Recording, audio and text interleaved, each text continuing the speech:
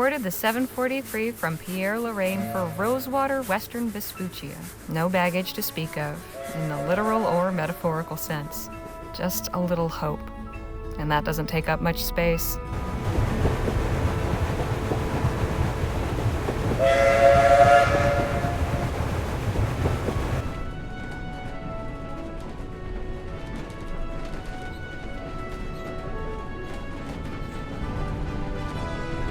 Much has been said about the Western frontier, the perilous wilderness, the lawless towns, and the tough, hardened folk who make their way out there, usually to get away from something worse. I suppose I'm about to become one of them myself. There's just one thing Rosewater's got that no place else has, an opportunity with my name on it.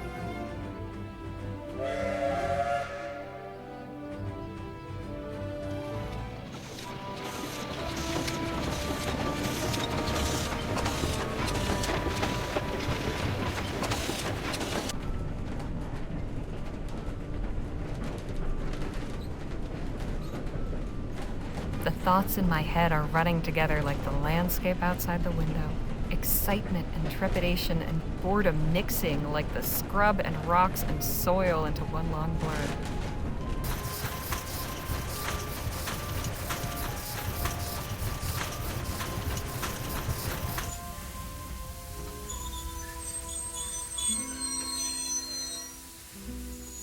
One thing I know, I am ready for a change of scene.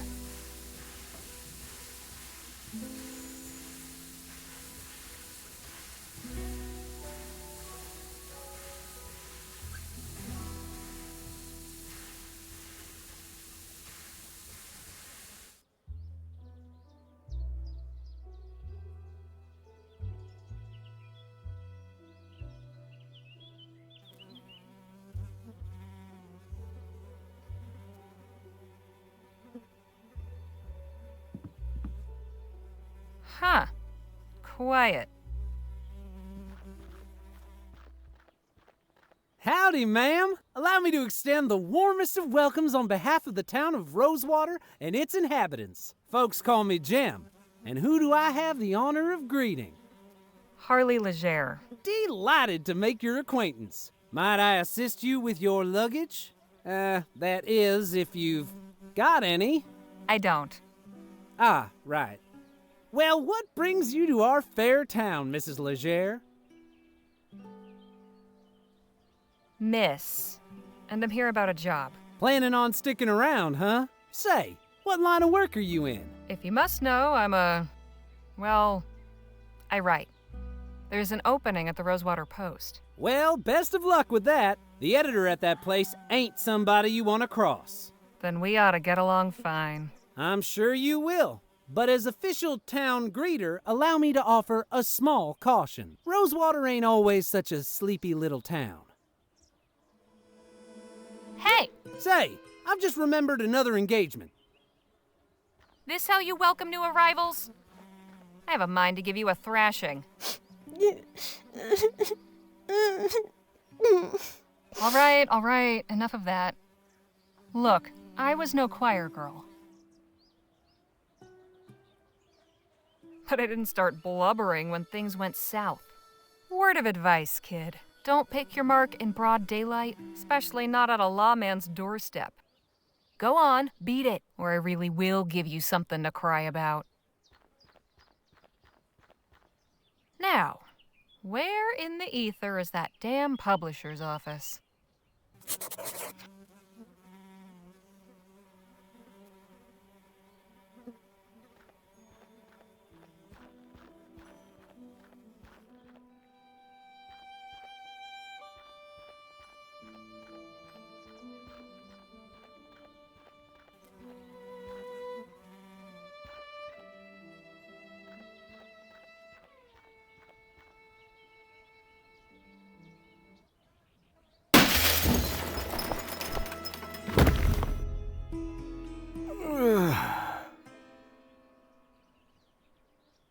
Holy hell! Are you all right, mister? Don't you move. I'll fetch the doctor to have a look at you.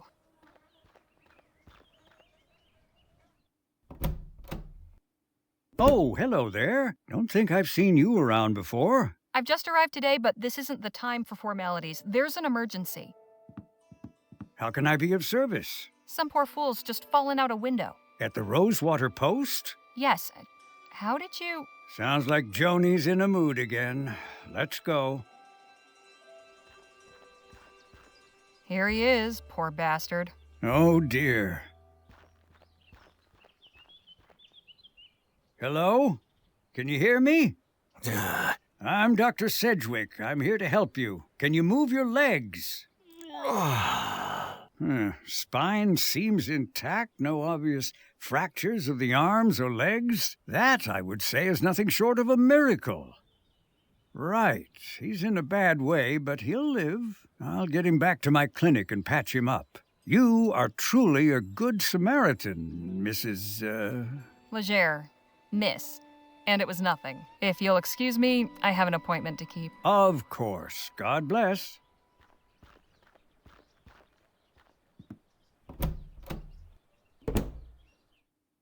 Hello, can I help you with something? I'm here about the writing commission. Ah, yes, you must be Miss Leger. I believe you and Joni exchanged some correspondence on the matter already, yes? Yep, got the letter right here. May I see it, please? October 25th, 1850. Dear Miss Leger, thank you for submitting your sample. Your writing shows real potential. I'd like to extend an invitation to meet with me at the offices of the Rosewater Post and discuss the possibility of an extended commission. How soon can you arrive in town? I await your reply and look forward to making your acquaintance. Yours, Joan Gallagher.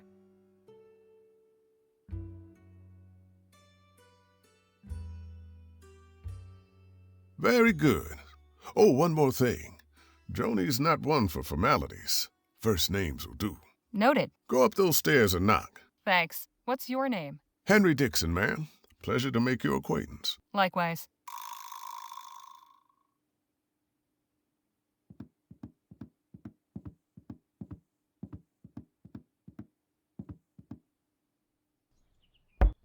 Come in. Hello, Joan. I'm Harley Leger. Ah, yes. Nice to finally put a face to the name. Please take a load off. Whiskey? Bit early for me, but thanks all the same. Sensible. I like that. I, however, have had a morning, so if you don't mind.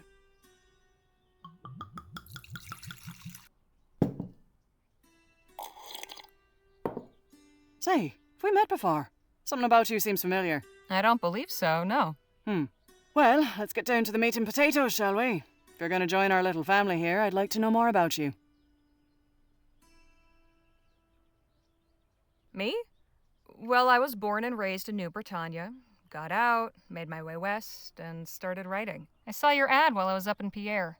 Thought a change of scenery would do me good.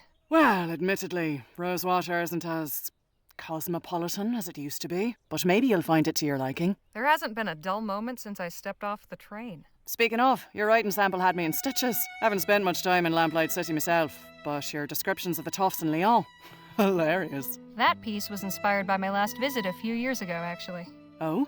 What brought that about? I had to go back and settle my late brother's affairs.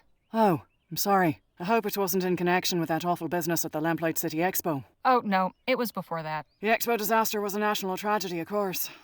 But you know, I can't help remembering it as the week our paper sold more copies than it has before or since. Isn't that terrible? But enough about that. Let's get back to why we're here. I loved your sample, and I like you as well, Harley. So I'm going to go ahead and offer you a commission. I'll pay you 45 crowns for it. After that, we can talk about more regular opportunities. Well, I'll be. So, what's my assignment? A scathing commentary on Rosewater's decline? Or maybe a hard-hitting expose on the plight of the marginalized criminal youth? Oh, no. Nothing like that. I want you to interview Gentleman Jake Ackerman. Who? Pull the other one. You've been living under a rock. He's a true Western legend. The Achilles of our times. We've got a real opportunity here. A star like that landing in our little town. I'd like something in the vein of your sample. Acerbic and mordant. But maybe not quite so acerbic. So, a puff piece. Good, you're paying attention. I want you to make Rosewater look good too. Show me a real frontier hero in a real frontier town. Where can I find this Jake fellow? He's taken rooms at the Jack of Diamonds just down the road, and his show is opening today at the Opera House, so he should be around for an interview. I don't know how you're situated here, but you're welcome to use the typewriter in the office. I only write longhand, but I'd certainly be grateful for a quiet place to work. Longhand. How charming. Now, if you have any questions before you go, by all means, ask. So, who was the man that went out your window? Not another writer, I hope. Oh, God, no. You're the only applicant we've had. Don't worry about him. Just a rabble-rouser with an axe to grind. Thought he could burst in here railing about my journalistic integrity. Most folks stick to writing letters to the editor. I tried to calm him down, but... well, it didn't go that way. I see. The Rosewater Post reported on the Lamplight City Expo? It was only the biggest story that year. I still got copies of the article saved. Here, read it for yourself.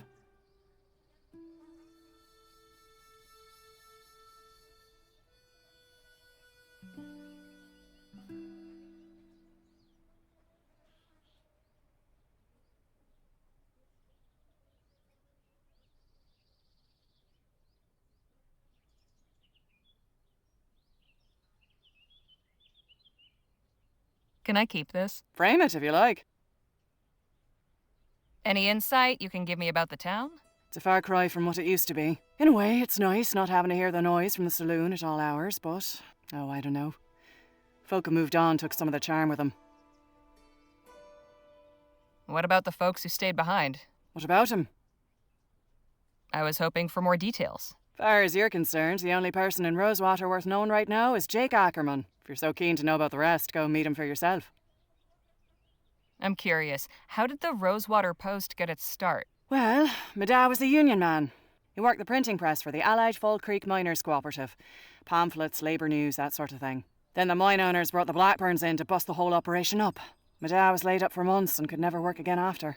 But we still had to eat, didn't we?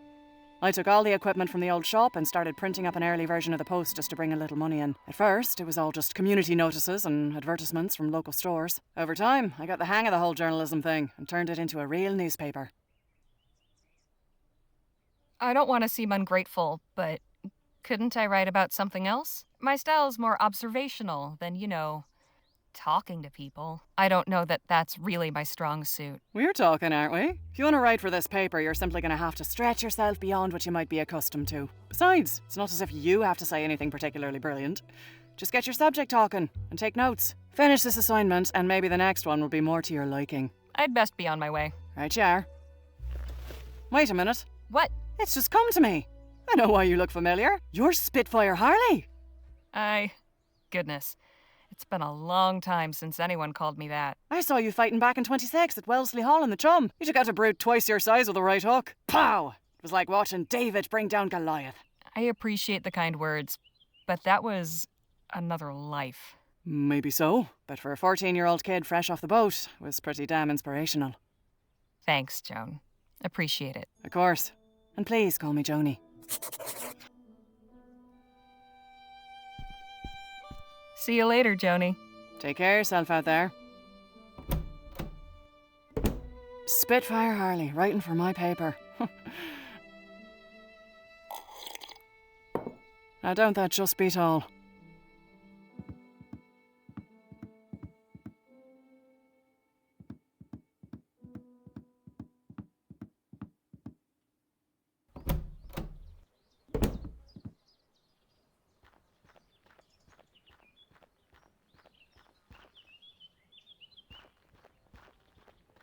Was your meeting satisfactory, ma'am?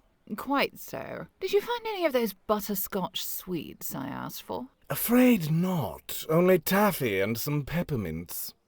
Pity. This place seems to lack even the smallest of pleasures. Shall we?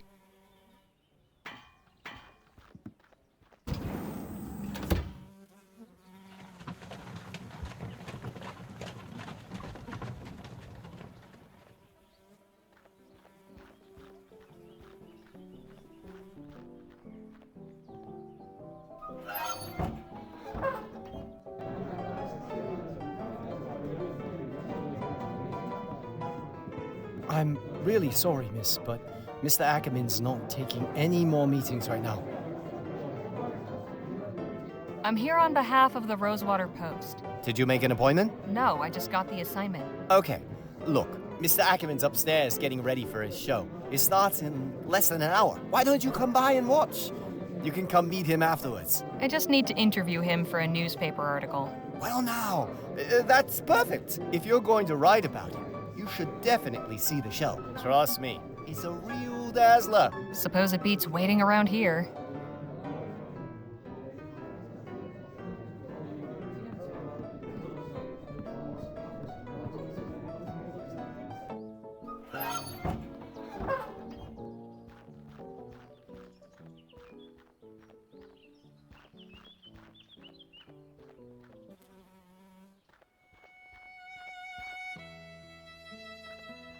You again?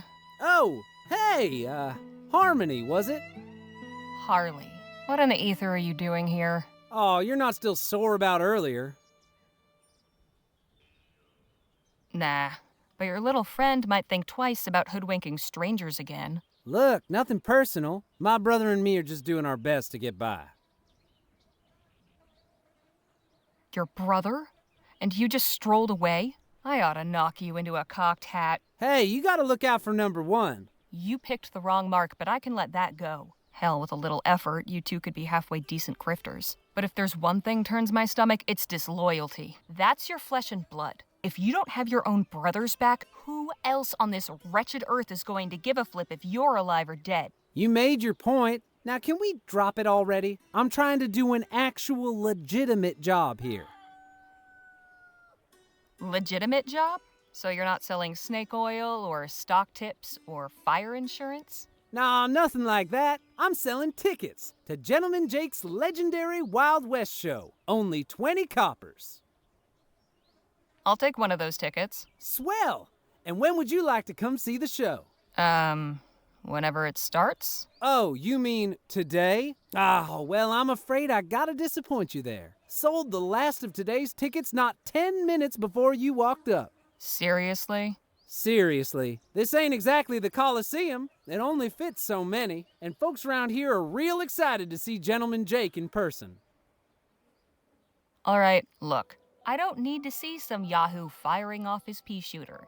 I just want to talk to this Jake fellow. And I'm sure Gentleman Jake would be happy to meet you if you had a ticket to get in. Course, I might be able to sneak you in quiet-like, but I'd be putting my job on the line, and I can't afford to lose it now. After all, I have my little brother to look after. Just tell me what you want. Only a small favor. Spit it out. Just help me retrieve something. A small item of great personal value. It's only my pa's pocket watch. Family heirloom, you see. What happened to it? It was stolen is what?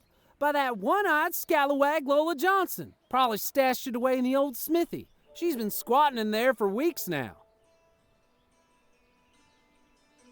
Where'd your brother get to?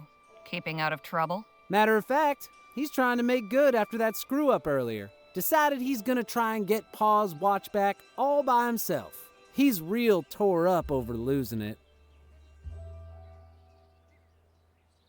And you're letting him risk his neck again? He'll be collared in no time. Like as not, you'll never see him again. Oh, I know. I tried talking sense into him, but he's dead set on it. Wants to prove himself. But he'll be in real hot water if he gets caught, which he probably will. That's why I'm asking you to do it before he goes and does something stupid. I can tell you could pull it off. No problem. That kid deserves better than getting strung up for doing your dirty work. Call him off. I'll handle it. Swell. You know where to find me.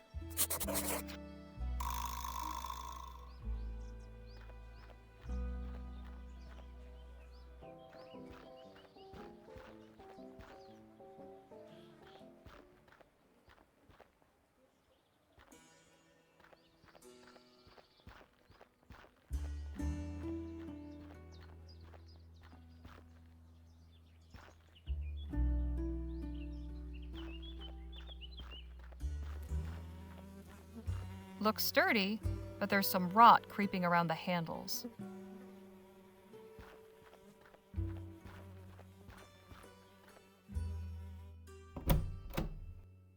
Hello again, Miss Leger. I'm pleased to say your friend should make a full recovery.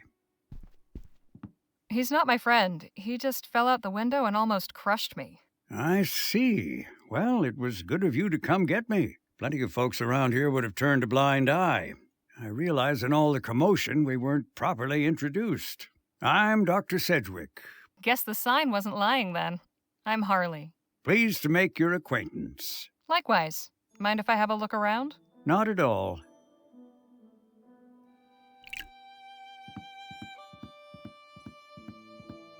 What's in the pouch? Oh, just some supplies for house calls and emergencies.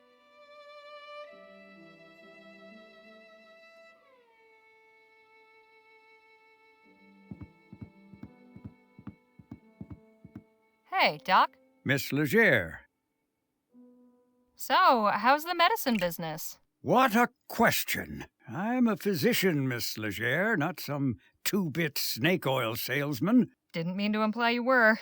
I'm sure. At any rate, I've not had many patients of late. This poor soul is the only one this week. But that is the physician's dilemma, is it not? We are taught that idleness is a sin. But better that I am idle and the townsfolk healthy than my surgery be full of the ill and infirm.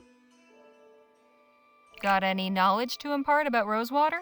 Oh, well, it's a fine town. You don't sound too enthused. I'm sure you'll find plenty to see and do here. Give it to me straight, Doc. I want to know your thoughts on this place. Warts and all.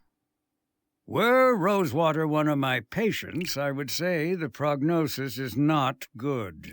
Not since all the aurum claims dried up and the airship routes opened, leapfrogging over our rail line. The hangers-on keep this place gasping for breath, but I fear they only prolong the inevitable.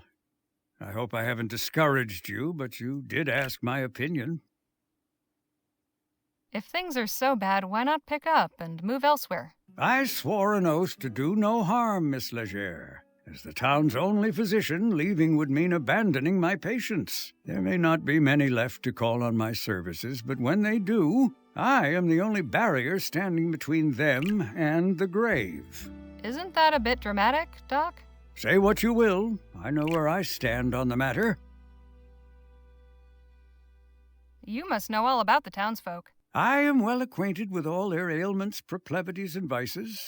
But if you're just seeking gossip, you'll have to find it elsewhere. I'll see you later, Doc. Do take care of yourself.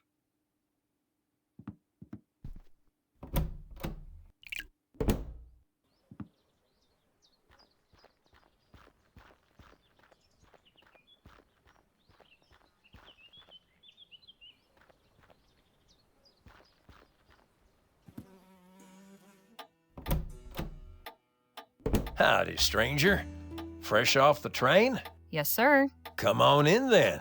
Let's have a chat. I'm Sheriff Gamble. Harley Leger. Pleasure. Just passing through, or? I'm here about a job. Well now, that's refreshing. Few come to Rosewater these days with the intent of staying long. How are you finding our town? I can't say much for the welcoming committee. Beg pardon? I wasn't in your town but 2 minutes when I was accosted by a pair of gutter snipes. They should thank their lucky stars I was in a good mood. I keep telling Jim to stop with that town greeter malarkey, but that boy's got a head harder than granite. I've been too soft. I ought to throw him in lockup until he gets his head on straight. Trust me, that'll only make things worse. Besides, I don't think they've yet written a statute outlawing vexatiousness. You've a forgiving nature, Miss Leger. Anyhow, welcome to Rosewater. If you run into any more trouble, come and see me.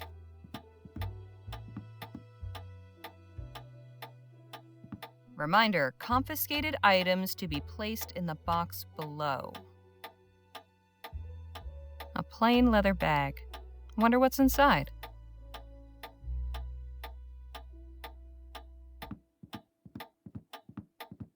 Those are some stern-looking ladies. Hey, Sheriff? What's on your mind? Who are the people in this photo? Those are my sisters, Lord bless them.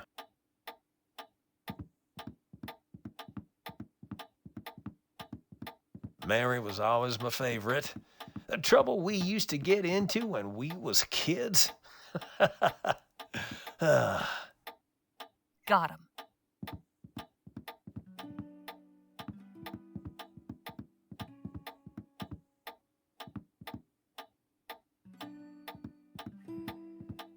Hey, Sheriff? What can I do you for? Just how long have you been the sheriff here anyway? Oh, a couple years now. Like most everyone else, I came to Rosewater in '48 when we thought the hills were full of Orem. Except I stayed when it turned out they weren't. You were a prospector?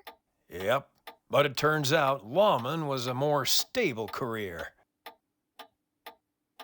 Were you aware that a man was thrown from the window at the Rosewater Post? Is that right? Who was it? Never saw him before. Looked New Spanish. Is he alive? Yes, he's in Doc Sedgwick's care. Well, that's good. Sounds like I need to have words with Joni, though. A man in your position must have plenty to say about the town he serves. Suppose that's true, but a stroll down Main will tell you most everything you need to know. Can you tell me about Joan Gallagher? Whew, I've yet to meet anyone with a more fiery temper. My advice is to stay on Joni's good side. You don't want to end up going out the window like that poor bastard. Is Doc Sedgwick on the up and up, or is he one of those frontier quacks? Oh, no. Doc Sedgwick's tried and true. Well, he saved the town from a yellow fever epidemic just last year. The doc's pretty much the glue holding this town together. Leastways, that's what he's fond of telling everybody. What's the story with Gentleman Jake? Which one? If even half of them are true, he's a lion among men, a real Western hero. But you can catch his show while he's in town and hear it straight from the source. Are you acquainted with Lola Johnson? Not really. She mostly keeps to herself. As long as she don't cause trouble, I'm willing to overlook the squatting. I saw a lady coming out of the saloon earlier. She was older, fancy looking, sounded old country. Any idea who that is? Can't say it rings any bells. Wonder what someone like that'd be doing in Rosewater. Anything of interest in the surrounding area? Not really. The San Bernardo Valley don't offer much in the way of sightseeing. There's an army fort, Fort Beaumont, and an abandoned relic that used to be a laboratory. There's also an Indian village on the other side of the valley, but you'll want to steer clear. I've heard tell they can be real territorial, but all that's outside my jurisdiction. When you leave my town, you're taking your chances out there. Thanks for the chat, Sheriff. Come back anytime.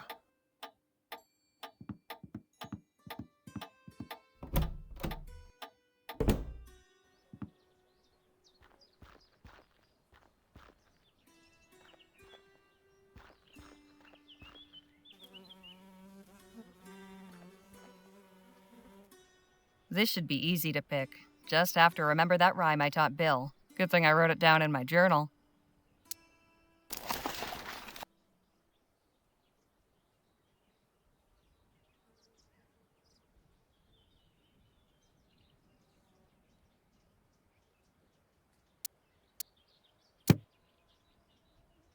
The tension key. Don't pick locks without it. A hook pick, good for locks with smaller pins. A snake pick, best type for getting the job done quickly. A diamond pick, this one's good for simple door locks.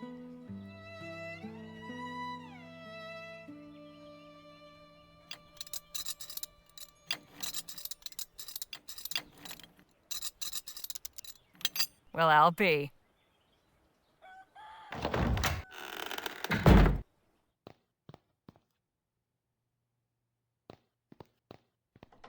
Absolutely nothing. Well now, what have we here? Got what I came for. Best not to stick around.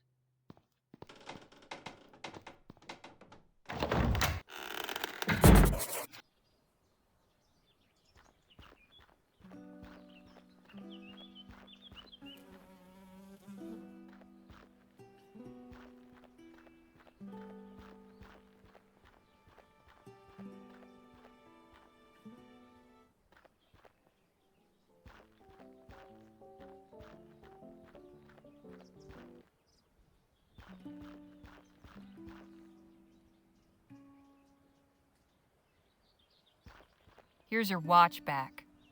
No fooling. You actually got it?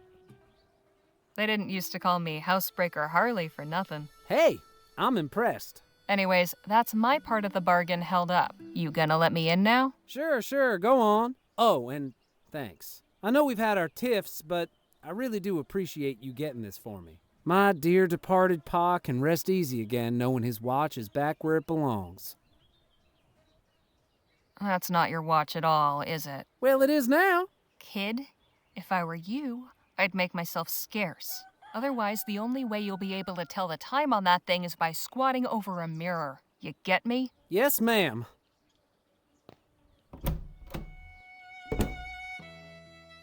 Ladies and gentlemen, boys and girls of all ages, are you ready for some thrills? Are you ready for some excitement? Are you ready for some fun? Woohoo! Yeah! Then without further ado, now present the star of our show, the last man standing at the Bleachbone Gulch Showdown. The only man to defeat Bastard Billy Boakes in a duel. The man who discovered a gentleman, then gifted it to an orphanage. Gentleman Jake Ackerman!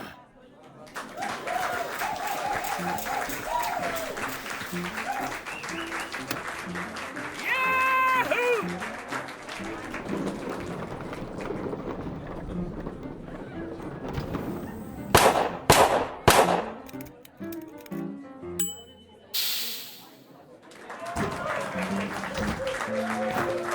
Thank you, Charlie, for that wonderful introduction.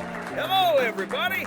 Welcome to Gentleman Jake's Wild West. We got a heck of a performance for you today, but first, allow me to introduce my brave and loyal assistant, Danny Luo.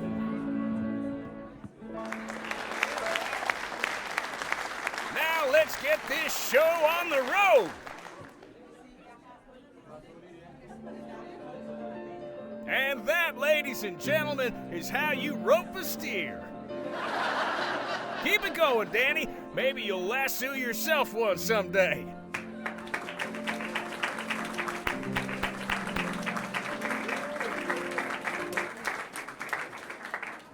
The sun beat down upon them as the duelists stood and stared. But Billy Boakes had never fought somebody so prepared. Jake drew his gun, and bang!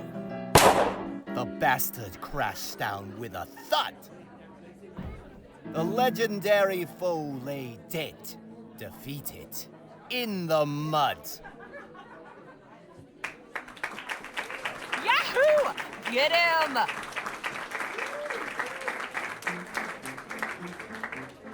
And now for a most challenging proposition, perhaps the greatest feat of marksmanship to which a man can set his sights. You see those 5 juggling balls that Charlie keeps whirling aloft in such a dizzying display?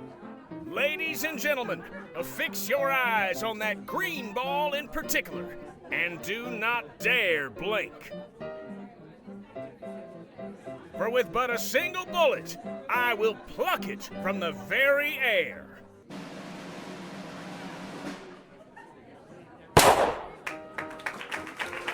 Yeah! Amazing! And that, ladies and gentlemen, is our show. Thank you all so much. You've been a truly magnanimous, magnificent, and majestic audience. And you can take home a piece of the legend. Come on down to the Jack of Diamonds to get an autograph or a souvenir ferrotype. We'll be there until last call. Stop by and shake hands with Gentleman Jake. Ladies and gentlemen, good night.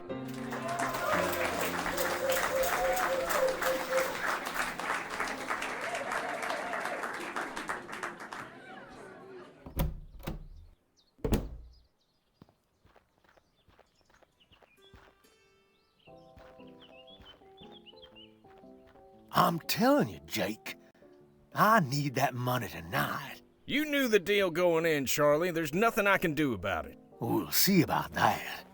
Hope I'm not interrupting, gentlemen. My friend here was just saying his farewells. Weren't you, Charlie? Please do pardon that unpleasant display. What can I do for you, my dear?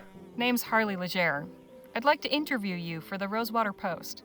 Well, shucks, it would be my pleasure, Miss Leger. Shall we go upstairs to my room?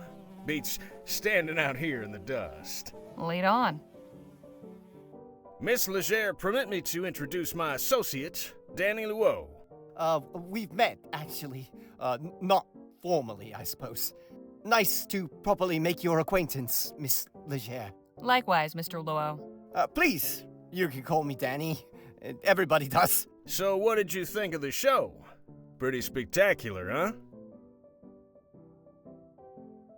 Yes, that's definitely the word for it. I'm glad you think so. Shall we proceed with the interview? Right. So who is the real Gentleman Jake? Mercy me. That's a hell of a question. Now, I ain't much for philosophizing, Miss Leger, so I'll just say this. In my case, what you see is what you get. I see. Well, okay then. How did you come to pick Rosewater as your latest venue? Simple. Plenty of folk in this town are looking for a good show. I ain't so hoity-toity as to think El Presidio or Los Virgenes are the only places worth visiting. After spending all day bent double over a pan in a creek or working his keister off down in a mine, a man is entitled to some amusement, wouldn't you say? You're clearly a man of great deeds. Which would you say has been your greatest? I value all my accomplishments equally, Miss Leger. To single any one out would diminish the others. I couldn't bring myself to do that. What a noble sentiment. I like to think so. Is there anything that frightens the mighty Gentleman Jake? You know, somebody once told me, fear is only as deep as the mind allows. When you deal with the type of folks out on the frontier that I do, marauders, bandits, desperados, your fears have got to be shallow. Otherwise, you won't last 2 seconds. Hey, Jake, don't you have an appointment with Miss Sally this evening? Damn, you're right. Sorry to cut things short, Miss Leger. I've got another engagement I need to prepare for. I should have plenty for my article. I appreciate your time. Well, I look forward to reading your story in the next edition. Danny, see the lady out, would you? Good meeting you, Danny. Guess I'll see you around. Not to worry, gents. Jake's all yours. Hey, you were in the show. Nice juggling. Thank you, ma'am. Jake, get your ass out here right now, you four-flusher. Now, what's all the ruckus? Don't play the fool with me, Ackerman. You know damn well why I'm here. You might think you can give me the runaround, but I wonder if my friends here won't convince you to pay up. Charlie. Didn't anybody ever tell you only cowards get others to solve their problems for them? You slum-guzzling bastard. I'm gonna fix that wobbling jaw of yours. Come on up here, then. Are you sure you won't reconsider, Charlie? Shut the hell up and get out of my way. McGuire, take care of the kid.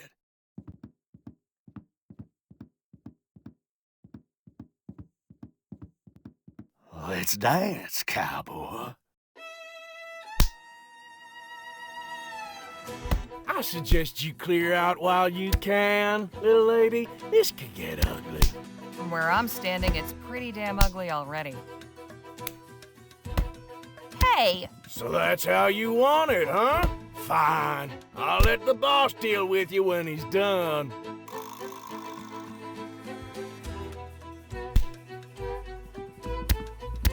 Hey! Don't start any trouble, lady.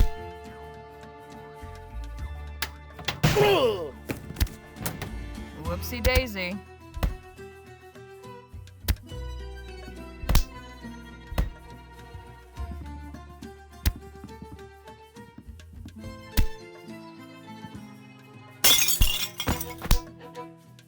Hey, nice one. Not the most honorable way of winning a fight, but these boys were hardly playing fair. Hey, Charlie. Looks like your guys weren't as tough as you hoped.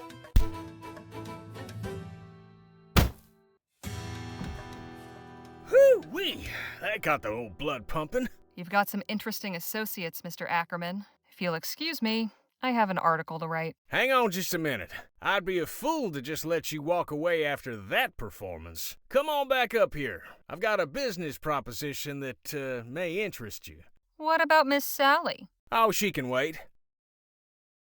All right, Miss Leger, I won't beat around the bush. Danny and I are looking to get some folks together for a job, and I think you'd make a damn fine addition to the team. What sort of job? Ever hear of Dr. Bennett Clark? Of course. The etheric researcher. What about him? Dr. Clark moved out here not long after the big disaster back in Lamplight City. He kept up his research, even did some demonstrations at the Opera House. Till one day, he just up and vanished. Nobody's seen hide nor hair of him in nearly a year. So is he dead or what? That's the thing. Nobody knows. But the real question is what he left behind. We're going in search of Dr. Clark's fortune. Come again? The feller was loaded. Somehow he managed to talk a bunch of big money investors from back east into financing his research. All those gizmos and doodads don't come cheap, you know? We find his stash, we'll all be rolling in it for years to come. Stash? What stash? Surely it's all just numbers on a ledger somewhere. Nope. I'm telling you, he kept his assets in cold, hard cash. So you're looking to rob a man blind just because nobody knows where he is? Now, nothing so uncouth as that. Picture this, a swashbuckling pirate captain, his vessel freighted with treasure. The vast fleets of law and order circling him, closing in. He digs a hole in the sands of some sun-kissed tropical beach to conceal his ill-gotten loot and makes himself scarce. Circumstance conspires to deprive him of the opportunity to return. Now, is the brave treasure hunter who seeks and unearths the bounty guilty of robbery? Or is he just returning to the world what would otherwise lie forgotten and worthless? See, we're not after Clark's personal wealth. The money in question was meant to bankroll his etheric research. Since that's been outlawed, he can't touch it. And it's a drop in the ocean for the investors. They'll never miss it. How many folks are you planning on bringing into this? That depends on what we find. But I promise you, we'll all get a fair split. Enough to make it all worthwhile. What's your plan? Clark had a lab nearby, a couple miles outside of town. Last place anybody saw him. We poke around there, retrace his steps, and it should lead us straight to the loot. Uh-huh. Now, call me crazy, but I get the impression you're not entirely convinced.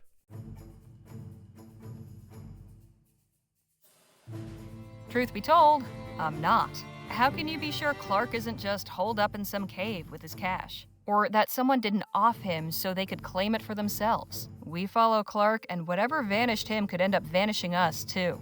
I admit we're asking you to put a lot of faith in us. Hell, I'd probably be just as incredulous were I in your position. Mr. Ackerman's a good man, Miss Leger. He's never led me astray in all the time I've known him. I appreciate it, Danny, but I think Miss Leger's gonna need a little more than just your word. Look, I've known quite a few moneyed folk in my time. They all got one thing in common. You know what that is? They couldn't give a rat's ass about folks like you and me. I admit I cannot emphatically contradict you there, but not what I meant. So what do they have in common? They're good at keeping their money safe. Clark's cash is out there. I just know it. As far as your safety, you just took out a couple of brutes twice our size. It's plain to see you can take care of yourself. I'm pretty good with my pistols, and Mr. Ackerman can talk his way out of anything. But we could use somebody who's good in the fights. Besides, stick around old Jake long enough and you'll have enough material to write a whole book. Forget a measly little write-up in the local rag. I'm offering you a front row seat to a much better show. So, what do you say? All right, Mr. Ackerman. I'm in, but try anything funny, and I walk. Understood.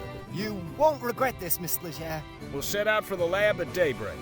And please, call me Jake.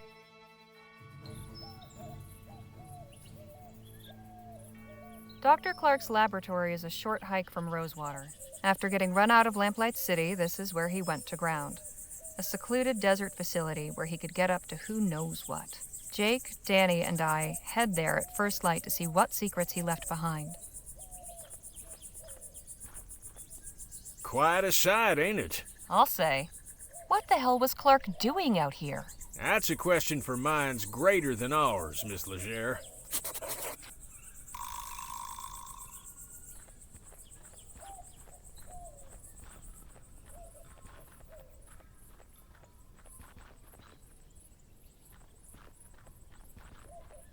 Guess it shouldn't come as a surprise that the front door is not wide open for us. That's a serious-looking lock. Way too complicated for these lockpicks. So, how are we supposed to get in? Some dynamite, maybe? Now that's not a bad idea. My old pal Captain Stokes is stationed nearby at Fort Beaumont. He owes me a favor, or two. Maybe he could give us some high-powered equipment to get inside. You read my mind, Danny boy. Wouldn't do any harm to take a look around out here first, though.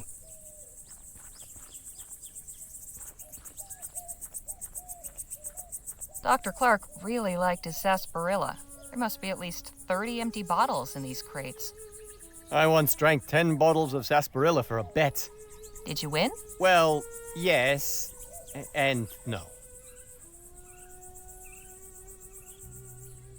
Doing some tidying, are we? We might find some use for these. Come help me. I can't carry them all myself. Hey, I ain't gonna start belly aching if you want to go around collecting refuse. Might fetch us a few shillings if we sell them back at the Jack of Diamonds. There you go. And some for you. Thanks.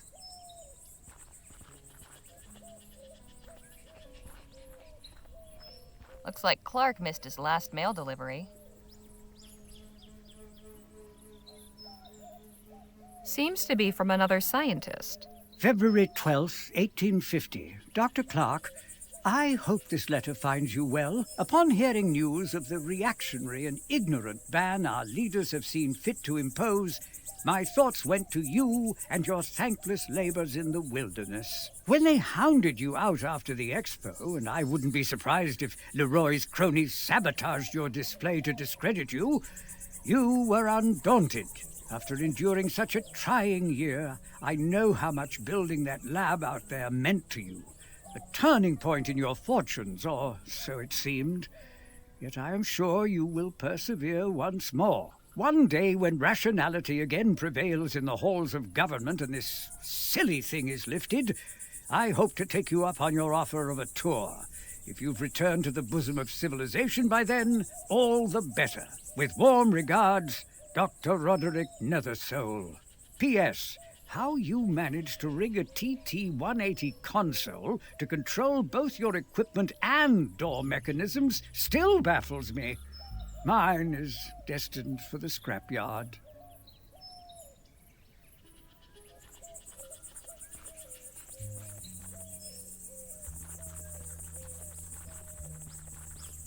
What are you doing? This is no place for sightseers.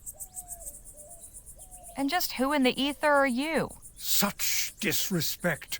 You toy with forces you do not understand. The lady asked you a question, sir. Heed my warning. Stay away from this place. Its mysteries are not for you. Hey, wait! You forgot your... hat? What was that all about? Good question. This isn't really my style.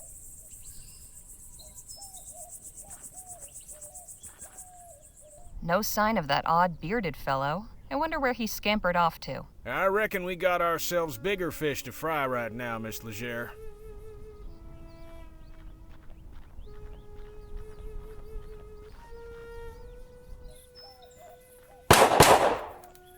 Hey, look, a show!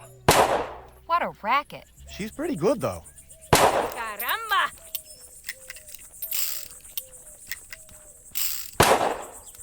Hey, anybody in there? What is it? We'd like to come in, please. More unannounced visitors? Must be my lucky day. What country exiled you? None. We just want to speak with Captain Stokes. Afraid he's indisposed. Why don't you tell Stokes that Jake Ackerman needs a word? Gentleman Jake? At your service. We're not in the market for entertainment. It's like I said. Oh, dad blasted. Would you knock it off with the shooting already? I can't hear myself think! You call yourself a soldier when the sound of gunfire sets you quivering like a coward? Pathetic. Look, I can't help you. I'm sorry. Would you happen to know anything about the lab just over that way? No, and quite frankly, I don't care to. What do you all get up to in this place? I'm really not at liberty to say, ma'am. I wouldn't be asking to see Captain Stokes if it wasn't important. I opened the gate for the last person who said that to me today. And what did I get as a reward? His 2 cronies raising hell for the past hour. No, ma'am, not again. Carry on, soldier. Right.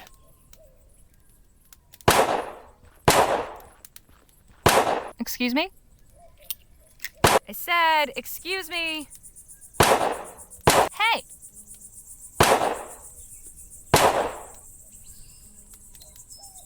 Caramba, you made me miss. What do you want? Who are you, and what are you doing out here? I am Marisol de la Vega, Lieutenant General of the Constitutional Army of New Spain. My compadre is Corporal Eugenio Garcia. Pleasure.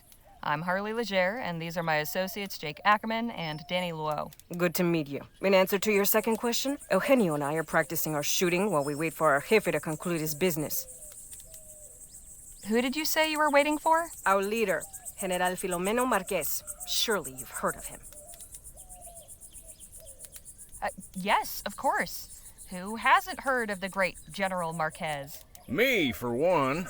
Your companion would do well to educate himself. Perhaps General Marquez will see fit to honor you with his presence when he emerges from the belly of the beast. Do you know anything about the laboratory just over yonder?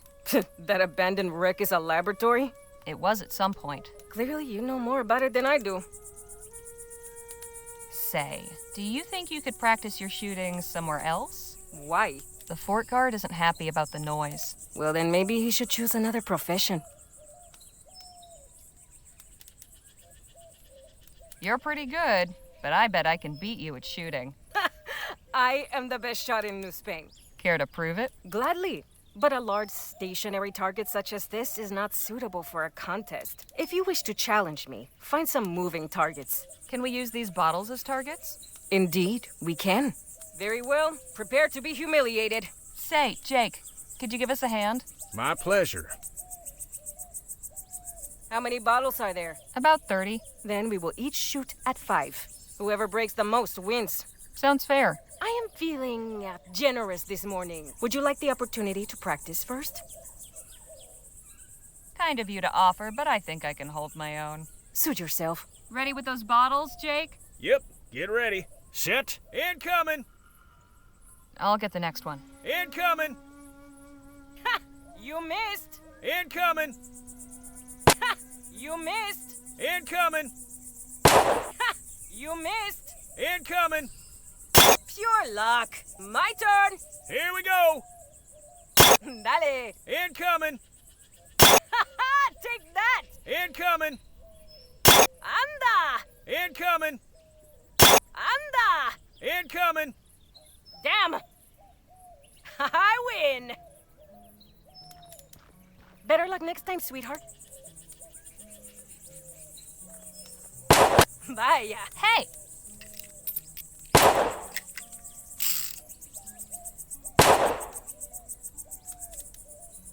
You again. What is it now? I wasn't quite prepared last time. How about we try shooting again? If you insist. Remember, whoever hits the most out of 5 bottles wins. Get on with it, mustache wax. No need for name calling, madam. Ready, set, here we go. Pure luck. Bottle in the air. Pure luck. Bottle in the air. Nice shot. Here we go. Pure luck. Incoming. Pure luck. My turn. Bottle in the air. Damn. Incoming. Take that. Here we go. Anda. Incoming. Anda. Here we go. Caramba. What? You beat me? Don't believe this. Beaten by a... pinche gringa pendeja. Eugenio, vámonos de aquí. Nothing worse than a sore loser. That was some great shooting, Miss Leger. Thanks, but it was sheer luck. I've never really handled a gun before. Could have fooled me.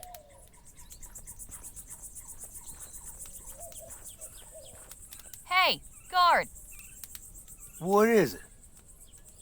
Sure is a nice, peaceful morning, isn't it? What happened to those cacophonous varmints? They took their business elsewhere. Now, would you be so kind as to let us in? So long as you promise to keep it down. Deal.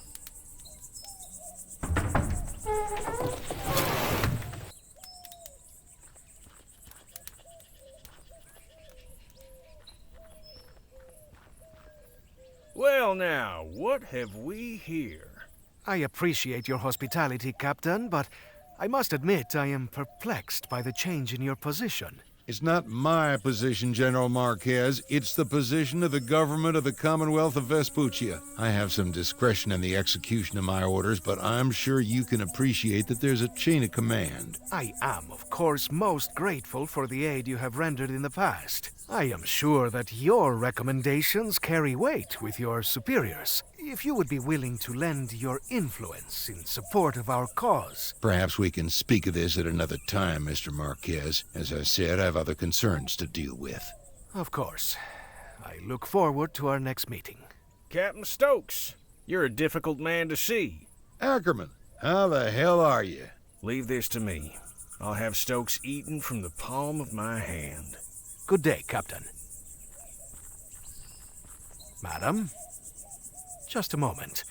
I have seen you before. I'm surprised you saw much of anything after that tumble you had. Ah, of course. The newspaper office. I owe you my thanks. Happy to help. What's your name, anyway? Harley Leger. This is Danny Luo, and over there is Jake Ackerman. Sir? I am General Filomeno Marquez. Though Filomeno seems to be difficult for you Vespuccians, so you may call me Phil. Phil it is. Good to meet you. And you? What brings you to the fort? We're looking for help getting into the abandoned lab back there. And why might that old ruin interest you, eh? We're looking for something, and there's a chance we could find some clues there. Only clues? Perhaps there are other useful items as well. In fact, I could get the laboratory open so we could both go in, if Stokes were not so stingy with his munitions. How do you mean? My specialty is demolitions and explosives. I just do not have any on hand right now. I thought perhaps the captain might once again be willing to assist a fellow warrior in a righteous cause, but... It's like I told Mr. Marquez, my hands are tied. Much as I'd like to help, I've got enough to worry about with my men missing. In fact, I was just heading out to search, so if you'll excuse me. Hold your horses, Captain. How about we come with? I'm sure you could use the extra eyes. It's mighty kind of you, Ackerman. Can't promise it'll be safe, though. We'll be going near native territory. Come on, Stokes. You forget who you're talking to? I laugh in the face of danger. We'll ride with you. Your friend is quite the braggadocio, no? That's Jake for you, as colorful as they come. You're all in, then? Apparently so. I will accompany you as well. Sorry, who are you? Y'all can get acquainted on the trail. Let's get going. Sun's almost up. Appreciate y'all coming out with me. Strength in numbers and all that. Our pleasure, Captain. Exactly who is it you're looking for? My first lieutenant, John Mulberry.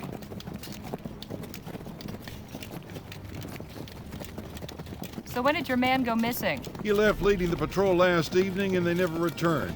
I just hope the natives didn't get him. Things have been a bit tense of late. You've been stationed at Fort Beaumont long? Nearly 4 years now. For the most part, it's a fairly quiet post. Of course, Rosewater's nearby and usually good for a diversion. On that note, I'd be honored to have you at my show, Captain. Ah, yes. Soon enough, Ackerman.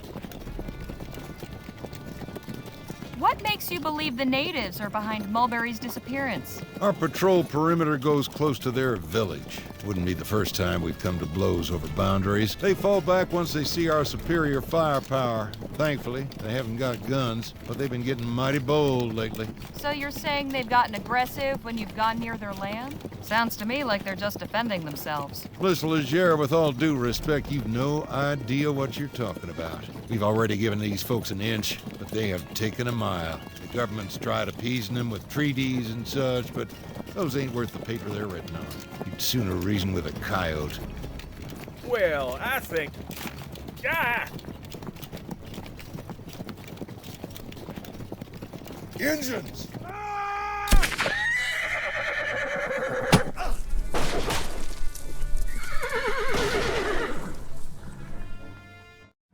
So far, we have been stymied in our efforts to search Clark's laboratory. Captain Stokes let out a search patrol, and he let all us supplicants tag along.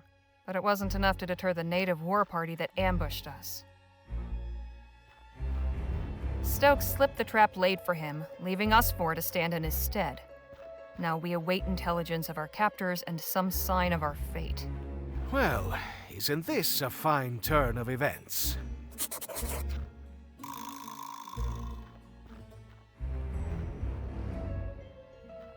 Hey, Jake? Miss Leger? How are you doing, Jake? Been better, but you're a peach for asking. I'm just trying to come up with a way to get us out of here. Did you manage to see what became of Captain Stokes? No, I was a mite preoccupied. But I'm inclined to take the fact that he's not in here with us as a favorable sign. Surely a fellow of daring do like yourself has been in a predicament like this before? More times than I can count. How'd you manage to get free? Well, you gotta understand, every situation's different. Easiest way's usually bribing a guard, but sometimes you gotta get creative. Well, this one time but no, that wouldn't work here. Why not? 'Cause I'd need a few things, and coming by them in here will be next to impossible. If you've got a plan, it's at least worth trying. I reckon you're right. Main thing I need is something pliable, like wax or soft wood. Then something sharp to shape it with, and finally some shiny material. Metallic looking would be best. Find me those things, we might be in business. I'll leave you to your thoughts. Phil? Eh? Hey, chin up, Phil. It's not so bad in here. Perhaps not. Compared to some places I have been imprisoned, this one is rather habitable. So, this isn't the first time you've been locked up? Certainly not. At least these people seem more hospitable to their prisoners than the Spanish. Got any suggestions for how we might get out of here? Not just yet. I want to see how things play out. What do you mean? Something about this does not feel right. We know very little of our captors. I cannot devise anything until that changes. Did you see what became of Captain Stokes? Yes, though I wish I had not, pinche cobarde. That doesn't sound like a good thing. He turned and ran, took his men and abandoned us. To think I held him as a man of honor. Bastardo! Whoa! Easy there, Phil. Forgive me, but I cannot abide a deserter. It takes a low sort to abandon someone who's counting on you. You heard Jake's plan? Got anything that might fit the bill? I do not believe so. I'll just be over here. Did smashing that pot make you feel any better? It did, yes.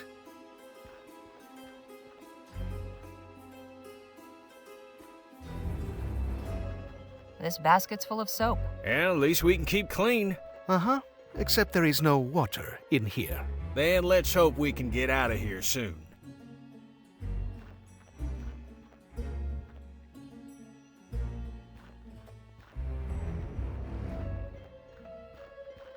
Will this work for what you need? Shiny and metallic. Perfect.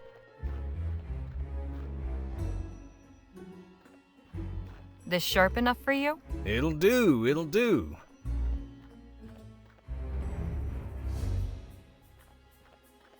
Is this pliable enough for you? This'll do nicely.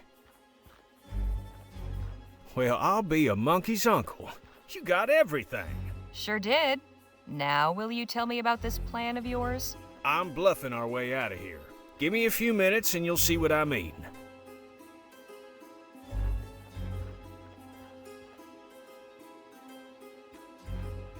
Voila!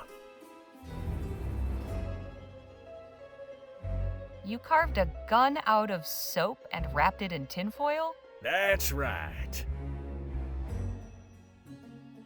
You know, that's pretty crafty. Why, thank you, Miss Leger. I thought so myself.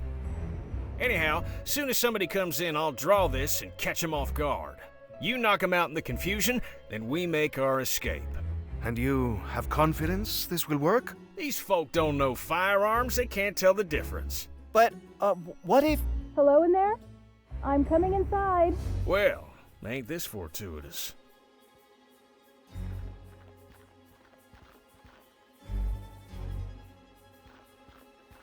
Greetings. I'm Nadine. I've come to... Hands up!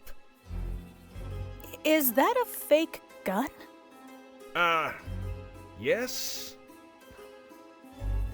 Don't mind my friend here. Nadine, was it? Yes, Nadine Redbird. Harley Leger. Listen, Nadine, you have to help us out of here. We mean your people no harm. I'm just here to make sure none of you are hurt. Chief's orders. She also wants to speak with whoever's in charge of your group. That would be me. All due respect, sir, but after that little trick you just pulled, you're out of the running. I'll go then. All right, come with me.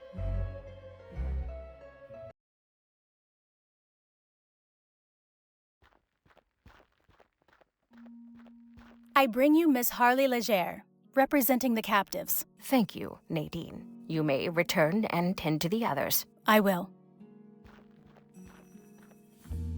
Enter and be welcome. You may call me Chief Lutzi. I am responsible for the people of this village. Pleasure's all mine. You have violated the borders of the Autumn Nation, duly established by recognized treaty with your government. Miss Leger, why are you here? Captain Stokes is missing some troops, and we were helping in the search. You serve Stokes. Curious, you do not dress like a soldier. We have nothing to do with the fort. Who are you then? I'm a journalist for the Rosewater Post. My companions and I are researching Dr. Bennett Clark. We only came to Stokes to ask for help getting inside the abandoned laboratory on the other side of the valley. Thought maybe you could spare some dynamite or something. But first we had to ride with him to find First Lieutenant Mulberry and his missing men. I see. What did he tell you of us? Let's just say he didn't paint a very pretty picture. Unsurprising. Do you share his opinion?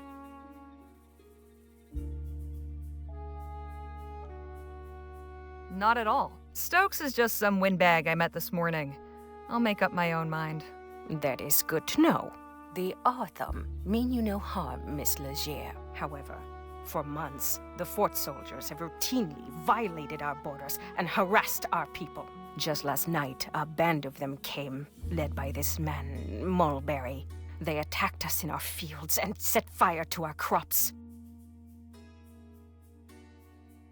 Were there any casualties among your people? No deaths, although a number were burned or wounded in the fight. As for Mulberry, we captured him.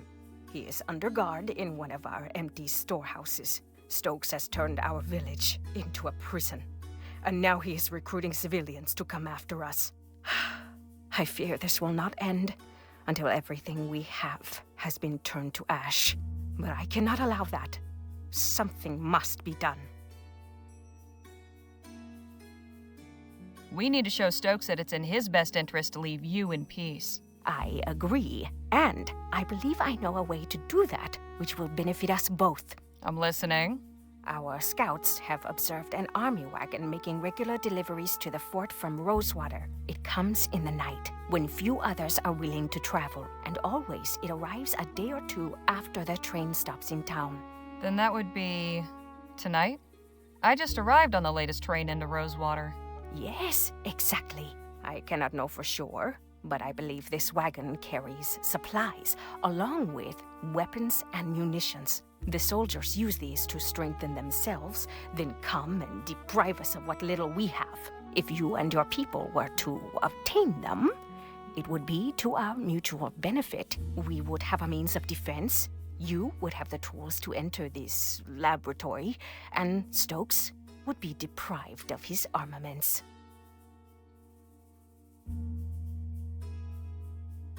You're certain they'll be carrying something that's worth the risk? I am certain that doing nothing is a far greater risk. Tonight, then, huh? Tonight, or not at all. The cover of darkness will be to your advantage. Our scouts have also noted that only 2 men guard the wagon. Guess I'd better tell the others and get to planning. You are welcome to rest here in the meantime. Thank you, Chief Lutzi. May the Earthmaker guide you.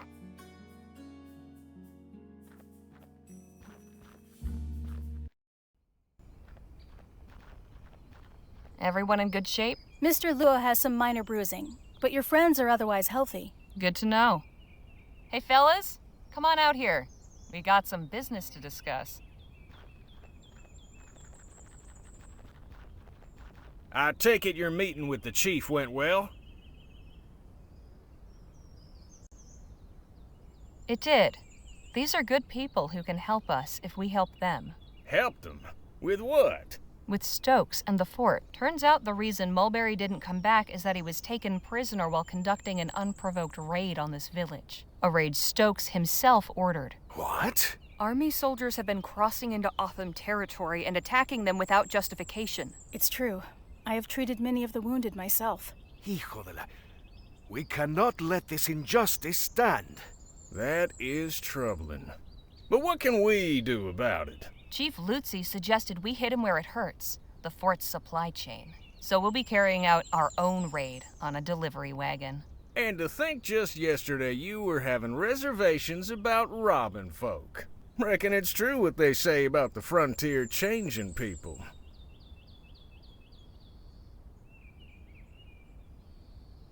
Desperate times call for desperate measures. Phil needs dynamite to get into the lab. This is our chance to get it. And help these people too, right? Of course, but we've got to consider our needs too. Now listen up, because we've got some preparations to make. And the wagon will be coming through tonight, according to the chief. We can get the munitions Phil needs to get us into the lab, along with some weapons and supplies for the Otham. Ah, the old 1-2 punch. I like it. Only question is, what's the best approach? I'm thinking we create a distraction. We get the wagon to stop, then you and I keep the driver occupied while Danny and Phil sneak the stuff out. I prefer a more direct approach. You said the wagon was poorly guarded, eh? We have enough fighters to overpower them. When they see they are outmatched, we should be able to take what we need without firing a shot. Wouldn't it be better to do this without drawing any attention? You could set up a roadblock, then sneak out what you need while they investigate. All good plans. Have you got anything, Danny? No, but I think we should be careful. Something like this could so easily go wrong. So, what's it going to be?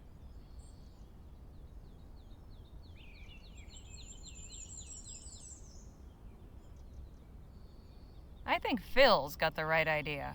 Excellent. Marisol and Eugenio will be glad to lend their guns to some better use than target practice. Say, Miss Redbird, think you might join us? Having a doctor along wouldn't be a bad idea. Of course. Well, we better get ready. Let's hope this goes off without a hitch.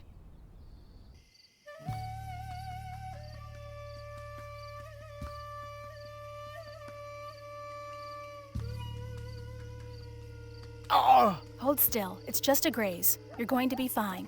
Cállate, Eugenio. No es para tanto. Poor kid. Alas, in battle, such things cannot always be avoided. At least we prevailed. I suggest we get what we came for. Let us see what we can find. I don't know the combination. Just a bunch of uniforms.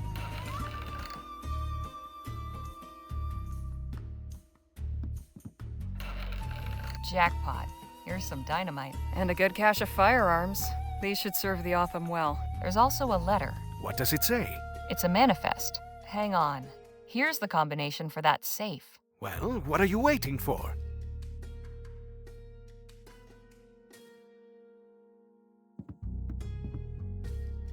I'll be damned. What is it? Bars of Aurum. Lots of them. Excelente! Let's take them. They're marked. No good to us. What do you mean? If we tried exchanging them for money, the royals would know it was us who attacked this wagon. Caramba. It is always something, isn't it? There's some loose cash in here, though. I suppose that will have to do. Hey, did you see these crates over here? What about them? They're all marked Rosewater. Why would supplies for the town be sent to the fort? Excellent question. We have wasted enough time. Let us make our exit.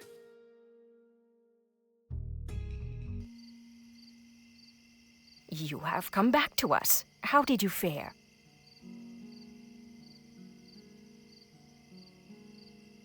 I'm sorry to say we didn't pull off the raid without bloodshed. The driver and guard fought back and were both killed.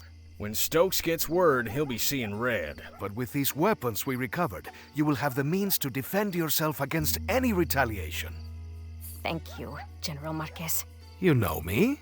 We are close enough to the new Spanish border to keep informed of current events. You strike me as a wise and capable leader, but allow me to offer one piece of advice.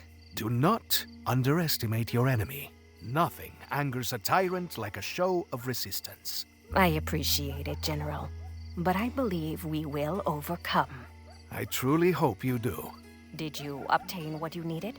Yes. With this dynamite, getting into the lab will be quite easy. Then I am glad the raid proved fruitful. We found something else.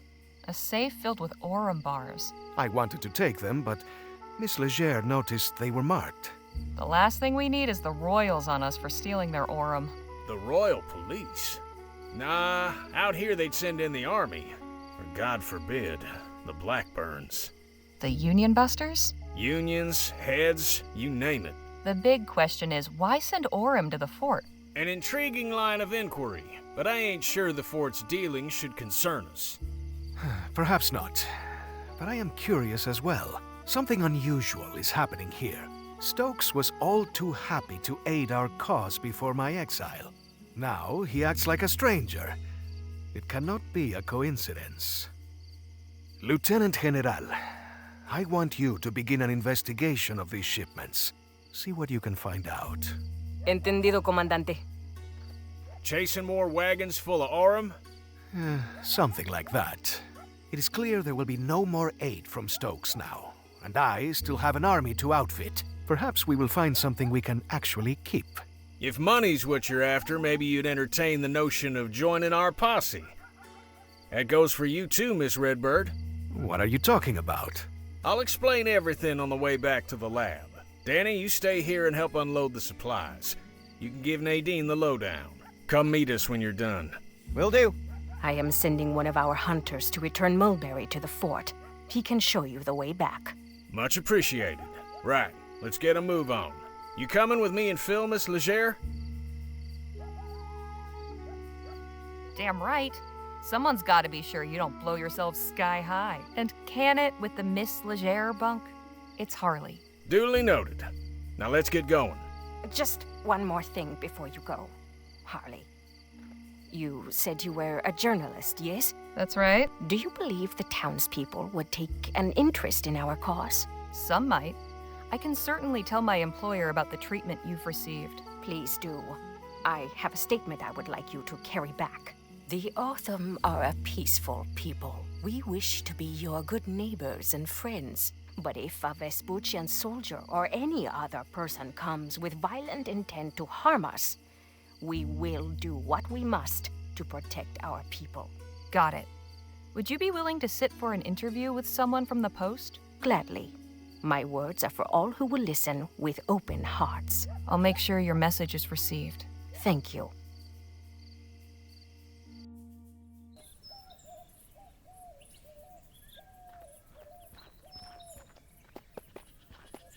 Thanks for showing us back, partner. We can take it from here. Well, would you look at that? Didn't think I'd be seeing old Jesse again. I'm keeping this arrowhead as a good luck charm. And who knows? Maybe some collector out there would be interested in acquiring the arrowhead that nearly wiped out Gentleman Jake. Híjole. Is he always like this?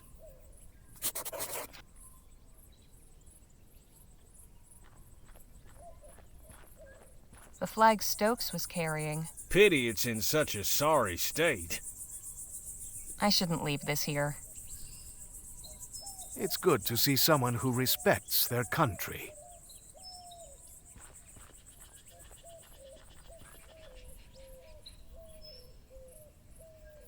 You're quite certain you know what you're doing? Just leave everything to me, and stand far, far back.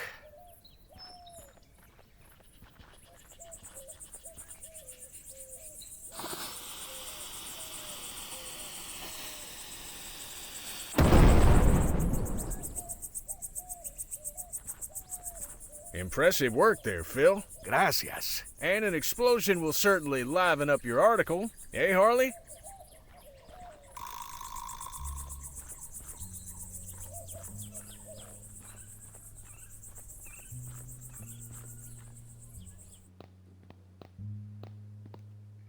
Well, slap my behind and call me Betsy. Not sure what I was expecting to find, but it wasn't this. It has been completely ransacked. Still, there's gotta be some indication of where Clark took his money. Let's take a look around. But watch yourselves. No telling what any of these doohickeys might be capable of.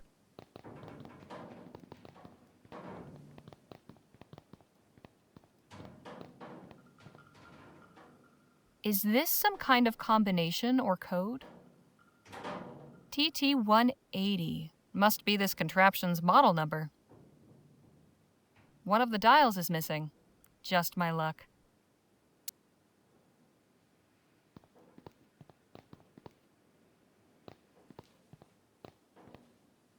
This Clark fellow was into some strange things, wasn't he? I'm starting to understand why he chose to do his work out in the middle of nowhere.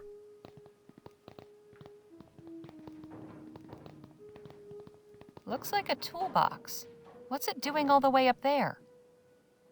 Way too high for me. Want me to give you a boost? Nah, I still couldn't reach. I'll think of something else. Maybe this will help. Then again, maybe not.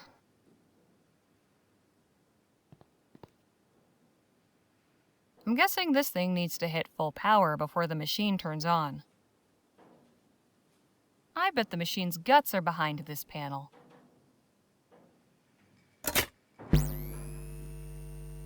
No good. There's some power getting through, but it needs more.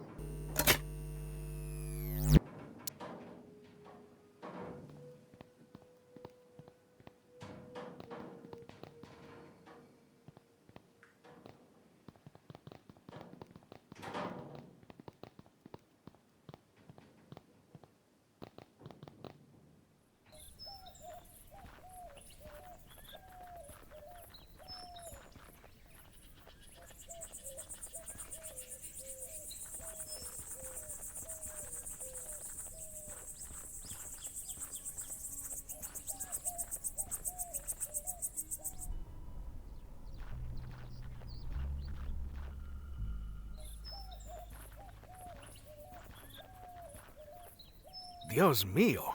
What is this abomination? Howdy, folks. Interested in learning about Coltit's miracle elixir? Of course we are, little lady. Then step on over here. Boy, oh boy, I sure wish I was you. Beg pardon? Why, today's your lucky day. Is that right? Yes, sirree. You're just in time to experience the travesty of Xander Coltit III's miracle elixir. The what now? Oh, dang. I mean, the majesty of Xander Coltit III's miracle elixir. My name is Olivia Coltit, and I'm here to answer all your questions about this evolutionary new medication. Are you sure you don't mean revolutionary new medication? That's what I said. So, do you want to hear about it or not? Fine, I'll bite. Tell me about this miracle elixir. Glad you asked. From the maker of the wildly popular Coltit's emulsified soporific comes Coltit's miracle elixir, the finest, most elective tonic in Vespuccia. Guaranteed to treat and cure all illnesses from arthritis to yellow fever. And for a special limited time, we're selling it for the treasonable price of just 5 crowns. 5 crowns seems a bit pricey. How about I give you 2 instead? Sorry, ma'am. Daddy told me not to hackle. Sounds pretty miraculous, all right. What's in this elixir, anyway? Oh, I don't know. Daddy's the one who makes it. Oh, but I know he gets his secret ingredient from some lady named Ethel. He always talks about her when he makes a new batch. All right, give me a bottle. Yay! Thanks, ma'am.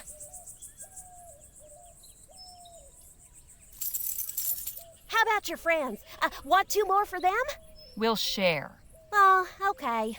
If you change your mind, you know where to find me. And if we're gone by then, well, best of luck to you.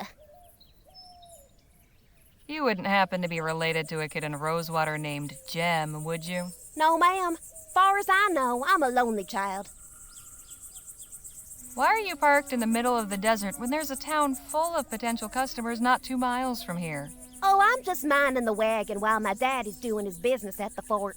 But he told me to stand out here and detract anybody who might come by. And has anyone else come by? Oh, sure. Tons of folk. Only one who didn't stop was a feller on horseback. Too bad, 'cause the guy he was hauling looked like he could have used some elixir. Say, do you know anything about that lab over there? No, but I did hear a big boom coming from that way. Was that your doing? No. Oh, come on. You could tell me. I'm no tattler. I said no. Now stop asking. Fine, jeez. I think I've heard enough for now. We'll just be going. It was a real pressure.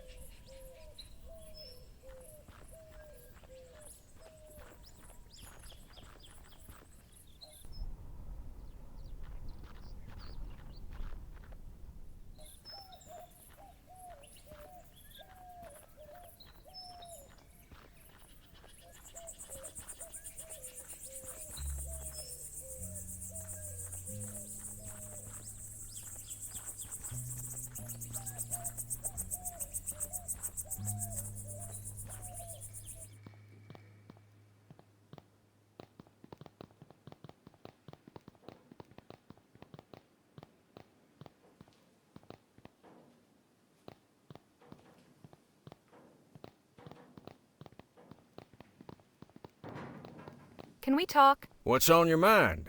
'Cause you know I've been wondering about the Otham. What do you suppose will happen to them now that they're armed with guns? I don't know, but at least they have a fighting chance now.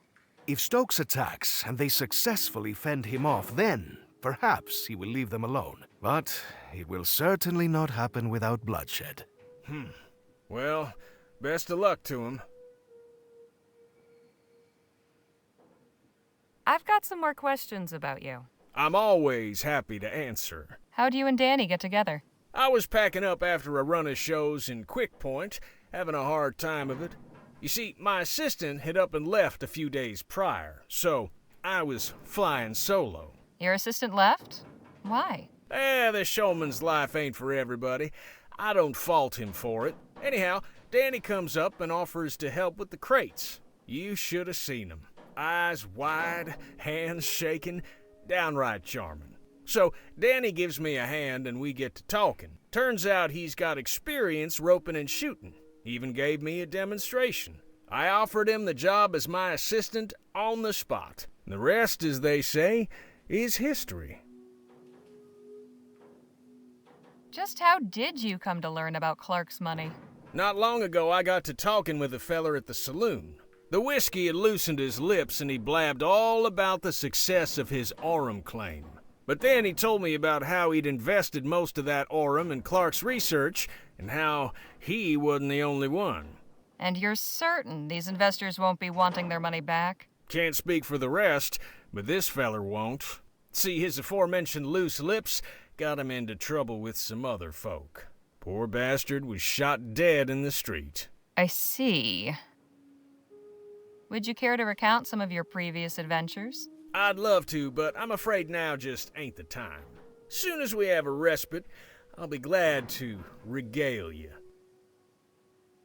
This place sure is something, isn't it? I admit, I never gave much credence to all that ethericity business, but seeing all them contraptions and appurtenances, let's just say it's given me a new appreciation for Clark's tenacity. Any clever ideas to get to that confounded box? Not too many, I'm afraid. Hang on, I've got an idea. Why don't you just shoot the box down? Beg pardon? Let's put that gunslinging know-how of yours to work. I may be a showman, but I ain't a performing monkey. Besides, I never perform sharpshooting tricks without a crowd. Crowd be damned. I want to see what's in the box. You've proven yourself resourceful. I'm sure you can find a more practical way to get to that box that doesn't involve me wasting ammo. I don't understand. You showed off your prowess with a gun before. Now all I'm hearing are excuses. Why so shifty all of a sudden? All right, look. The truth is, I've gone a mite rusty. A couple of years ago, I could have done it with my eyes shut, but time ain't been kind to my hands. So how did you pull off that juggling trick? Danny's the one that shoots the ball from the wings. You want that box down so bad, ask him to help you when he gets back. Might I borrow that arrowhead for a spell? By all means. Maybe it'll bring you some luck, too. Enough jabber. Let's push on. I hope this isn't considered treason.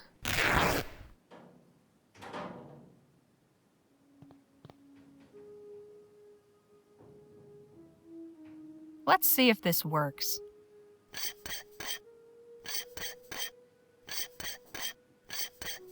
That did it.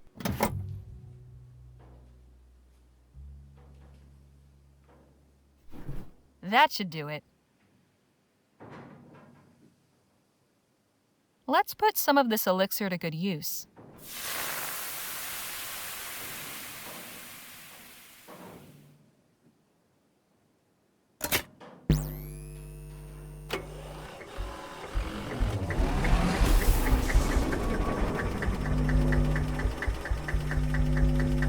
Well, I'll be.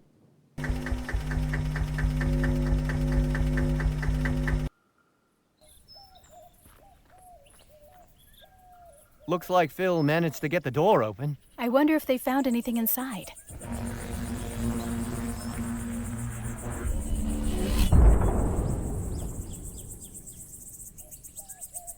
I'd say so, yes. We are up and running. Impressive. This technology is amazing. What did this Clark fellow intend to do with such power? I'm beginning to wonder about that myself. Nice job getting the lights back on. Get everything squared with the Otham? I think so. They're well supplied, though the fort remains a threat. I hope they'll be all right. Well, I suppose we should see about... Hello? Is someone in here? Damn. Looks like we've attracted some attention. I come in peace. Please, make yourself known. Guess we don't have much choice. Hail! Goodness, I wasn't expecting so many of you. And we weren't expecting anybody at all. And just who might you be? I am Paul Burkhart, emissary of the Luminarians. The what now? We are disciples of Dr. Clark, protectors of his artifacts and legacy. No kidding. So you must know all about him then. Quite so. Well, isn't this our lucky day? Can you tell us what you know about him? If you seek enlightenment, we will be glad to share our wisdom with you. But let us all return to the commune. We must not further defile the sanctity of this place. Come, I am eager to learn about you all.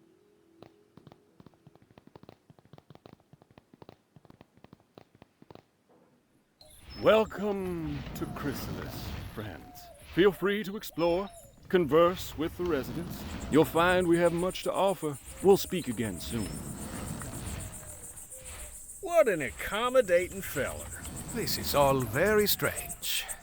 You all might be into this porqueria, but I want no part of it. I am going back to the lab. Suit yourself. All right, let's see what we can learn about where Clark's stash might be.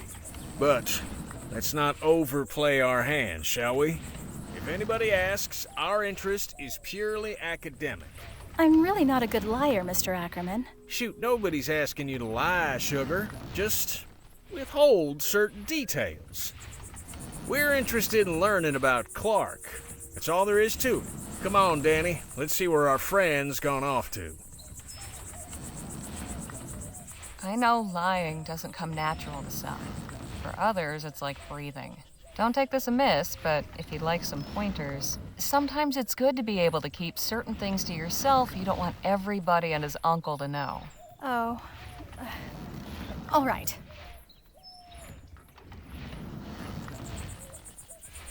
Make sure you don't break eye contact. Shifty eyes are a telltale sign of dishonest intent. You seem to have a lot of experience in these matters. Maybe, but I only lie when it's necessary. You find it necessary to lie? Sure, at times. To save my skin. You don't? I haven't needed to. Lucky you. Hope that keeps working out for you. But if anyone asks what you were up to the day when, say, a wagon got raided outside Rosewater, a little capacity for dissimulation might be handy to have. Your advice is appreciated. I'll just see what I can find out on my own.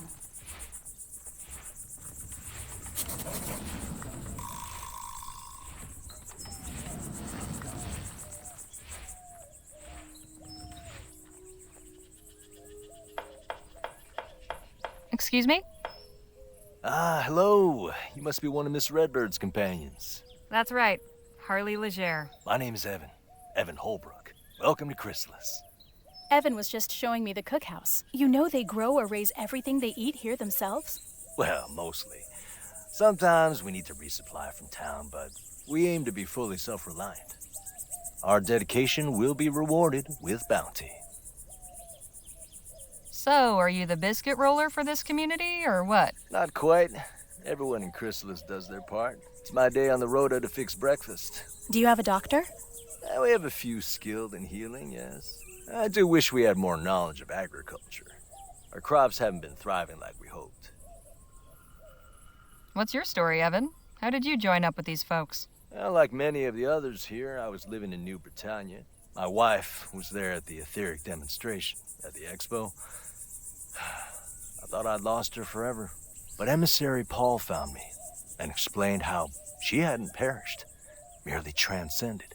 At first, I didn't believe him. I wanted to throttle him, actually. I can understand that reaction. But I realized that in my grief, I had become blinded. Oh, I am so sorry. Ah, don't be. One day I'll transcend too, and we'll be reunited in the ether. You said your crops weren't doing well. Why not? Getting the irrigation in this year saved some of the crop, but we're facing lean times. We simply must find a way to grow enough to feed everyone. Did you ever meet Dr. Clark? Alas, no. I hadn't really heard of him before the expo. I was looking at the wax anatomical models in the medical marvels exhibit. But my wife said they turned her stomach, so she went to see the Etheric Pavilion instead. I don't think she really knew who Bennett Clark was either. It was just something to pass the time. If only either of us knew what a significant thing was about to happen. Clark's demonstration? Indeed. The miracle that drew aside the veil and took my wife and the other 14 blessed souls up into the etheric realm. I only regret that I wasn't there, so I could have gone along with her.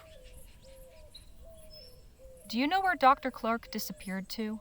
Evocator Bennett didn't disappear. He transcended. Again, you use this word. What do you mean by it? He passed through the etheric gateway and joined with the luminous ones in the cosmos. Oh. Exactly what was Dr. Clark researching? Ethericity, of course. Of course, but what about it? Energy sources? Industrial applications? What? Miss Leger, I couldn't begin to tell you. Whatever reasons he may have given the public, the bankers, the professors, and what have you, his true purpose was to open the way for humanity to pass into the etheric realm. And it wasn't easy. He spent 2 years in that laboratory before transcending. Soon the day will come when we all can follow him. It was good talking to you. I'll leave you both to it. Goodbye for now. See you later, Harley.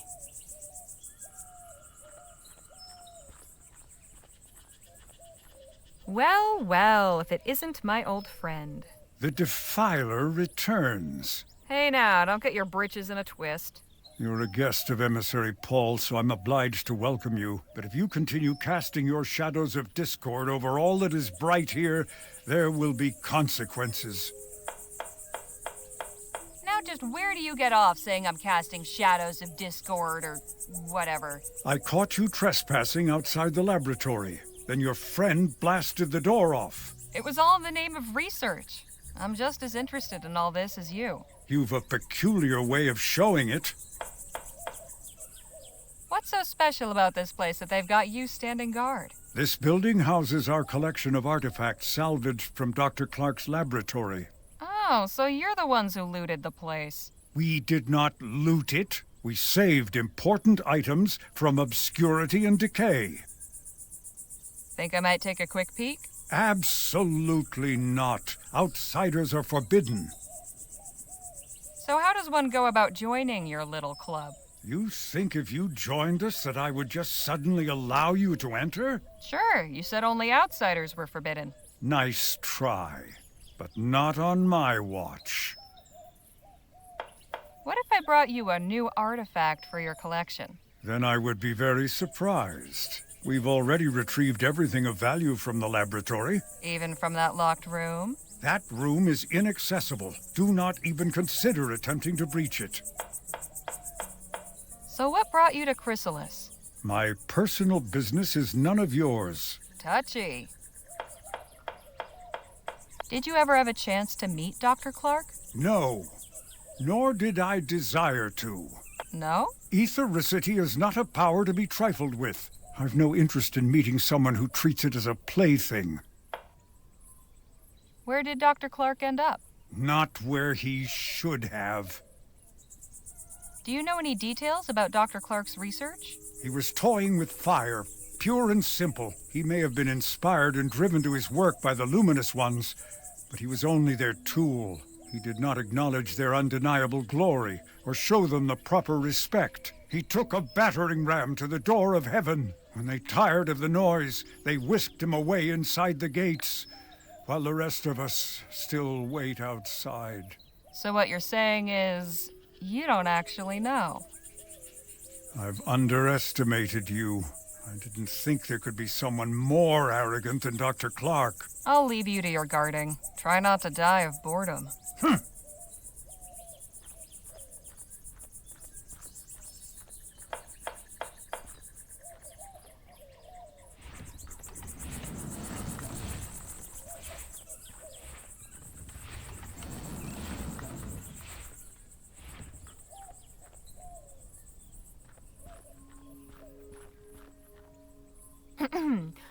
I hope I'm not interrupting anything. Ah, Harley. Miss Larkin here was just telling me about this fascinating place. Hello and welcome. It's so nice to have visitors. What is it you do around here? Plenty. I help in the fields and in the kitchen, but my particular gift is keeping Chrysalis beautiful and its people inspired. All the murals and paintings you see around the commune are my work. And a fine job you've done. Why, thank you. I agree. You've really managed to liven up this desert with some color. Yes, that was my intent. I'm glad it comes across. How did you end up here in Chrysalis? Ethericity always fascinated me. I joined up with the Luminarians when they were passing through Rampton on their way west. We founded Chrysalis here, close to the Evocator's laboratory, and where the veil is parted. The veil? The boundary between our world and the ether, the realm of the cosmos, home of the luminous ones. The barrier is very thin here. Can't you feel it? There's definitely something in the air. I've noticed you all sure are fond of butterflies. What better creature to symbolize transcendence? Like butterflies, we too will undergo a metamorphosis, pass through the veil into the ether, and join the luminous ones. Not only that, their wings have 8 sections, and they flap in a figure 8 pattern. Does that mean something? Evocator Bennett's sacred number, of course. Sacred number? What does that mean? The number 8 is very important. It appears constantly in the Evocator's writings, and Bennett himself was born on the 8th of August, 1788. That's quite a coincidence. Coincidence is mere illusion. Did you ever meet Dr. Clark? I did. Once. Such a brilliant mind. We didn't speak long, but I felt as though we'd conversed for hours. Do you have an idea of where Dr. Clark might be currently? Of course. He's with the luminous ones. Pardon? The beings on the other side of the veil. The ones who dwell in the ether. You're saying Clark is dead? Not dead.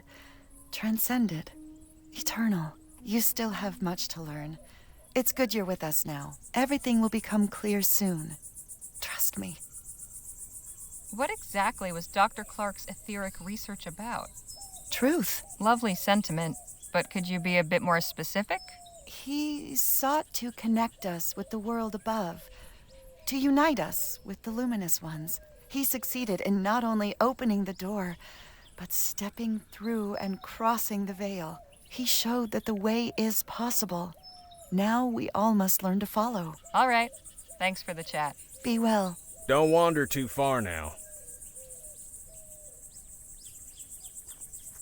My friends, today we give thanks for our manifold blessings.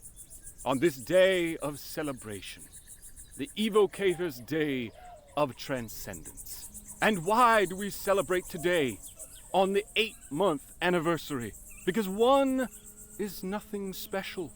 1 is an isolating, selfish, lowly number. But 8 is perfection. 8 is infinity. 8 is the flap of the butterfly's wings. On this day in March of this year, exactly 8 months ago, the luminous ones called Evocator Bennett up to join them in the luminiferous ether. In so doing, they showed us the path of light, where soon we all shall follow. Now our soul sibling Bennett dwells among them in the etheric realm beyond this earth, in a transcendent union of cosmic harmony and peace. Here in Chrysalis, at the Evocator's laboratory, his holy temple, the veil has been parted. And on the other side, the luminous ones are waiting to welcome us home. When he first arrived here, in that twice blessed year, for never forget that 8 is the most sacred number, Evocator Bennett perhaps did not yet know that he was building a temple. But that is what it was, my friends. A temple, a lighthouse, a shining beacon in the dark. A divine instrument that would pierce the cosmic veil, letting the ether's light shine through to guide us, calling the luminous ones, calling us here, calling us home. We will never forget the momentous occasion when this holy work began, when Evocator Bennett came west after the Lamplight City miracle to break ground for a new laboratory. And he raised a light to the heavens and cried, "Let me in!" And 2 years later, his call was answered, and he was taken up into the etheric realm. And oh, friends, it is joyous.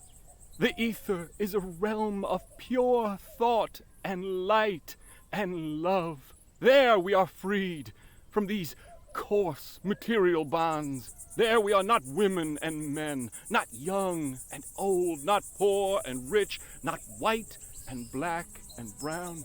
There we exist as pure souls, glittering beings of brilliant rainbow color. Our bodies are as the chrysalides of butterflies, curled up tight in these fleshly shells. Contained within each of us is our true etheric form. And believe me, friends, it is beautiful. You are all so beautiful. In the ether, we must finally emerge from our cocoons and fly free. Free among our soul siblings in the company of the luminous ones. 2 years ago, Evocator Bennett called them here. And 8 months ago, his call was answered. Hey, Danny? What's going on? I want to know something about you, Danny. Okay. Like what? You and Jake known each other long? Gosh, that's a good question. I guess it's been about 2 years. Time goes by quick when you travel around as much as we do. What did you do before becoming Jake's assistant? Oh, nothing glamorous.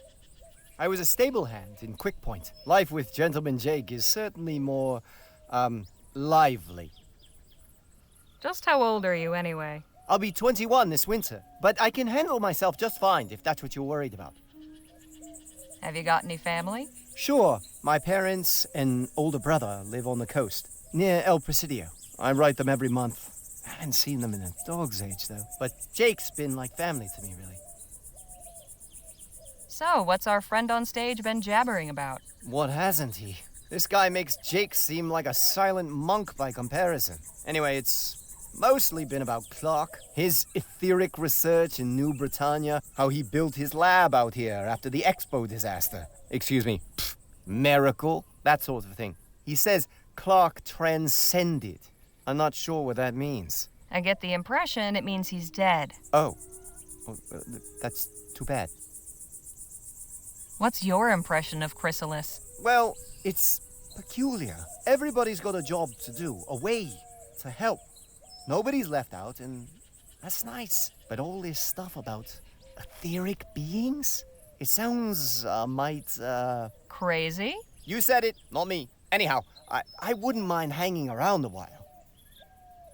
I was wondering if you might help me out with something. What? There's a toolbox inside Clark's lab that's out of reach, and I've had no luck getting it down.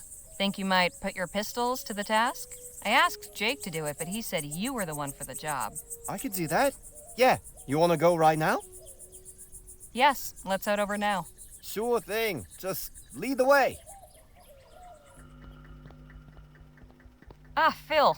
There you are. Had enough of those luminous lunatics too, did you? Not entirely. Danny's come to help get that box down. That's it, up there. Right. You might want to stand over on this side, Phil.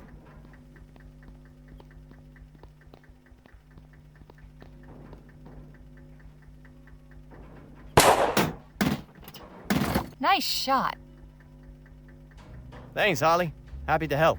So, what's inside that box that's so important anyway? Guess we all get to find out together.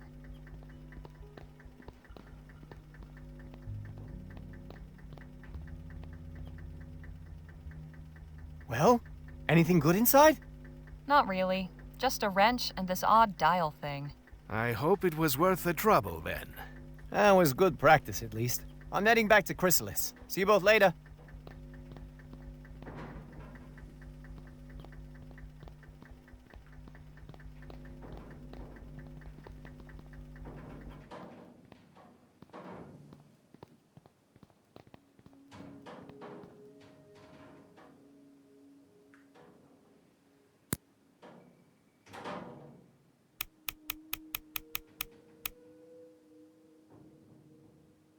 It won't turn any further that way.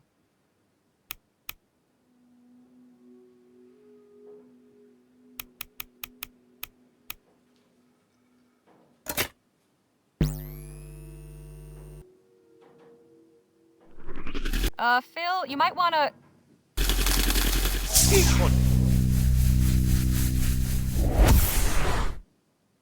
Move. Are you all right? I think so. The cage seems to have absorbed all that energy. Just warn me before you try that again. So, this console operates equipment by setting the dials in a 4-digit sequence. And it looks like it's connected to the door as well. Which means I need to figure out the correct sequence to get it open.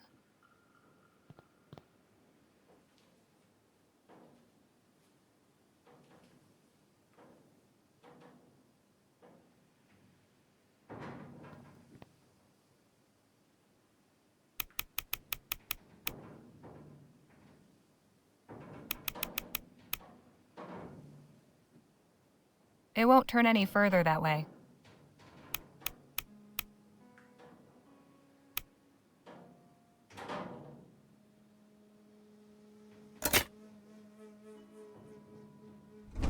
Well, I'll be. Nicely done. Well, nothing horrible came out, shall we? After you.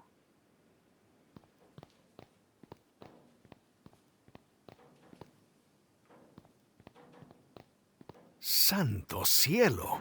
What in the ether happened in here? I do not know, but I am not going in any further.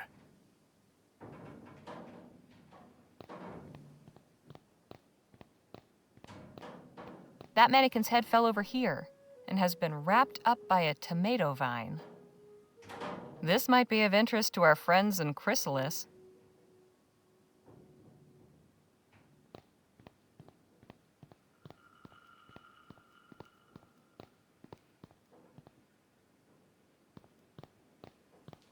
I will stay in here.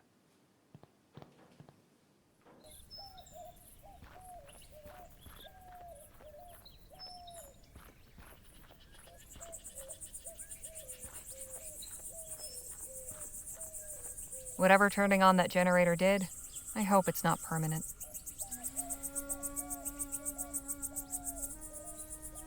All right then.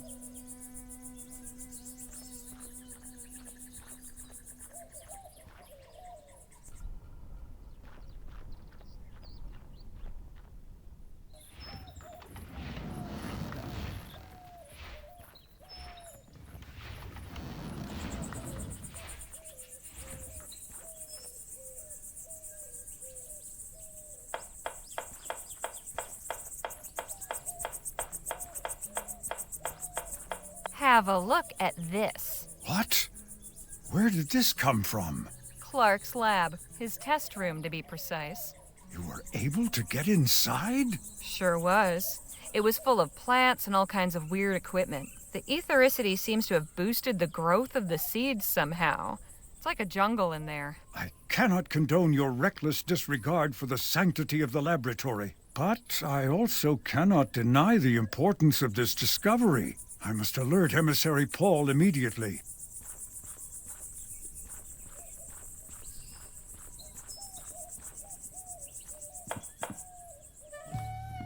I'd better be quick. No telling when that chump might come back. Nothing but empty vials and flasks. Lots of extra glassware. Nothing I need.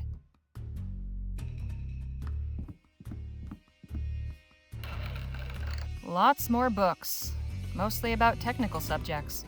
Nothing that would help me locate Clark's stash, though. Even more books in here. Some novels, poetry books. Nice to know Clark had other interests, but none of this helps.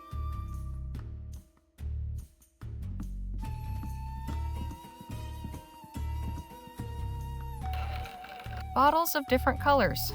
Nothing helpful. More scrawled nonsense. Why would they keep this? Let's see. Books on science, engineering, astronomy, and what's this? Looks like a diary. I should have known.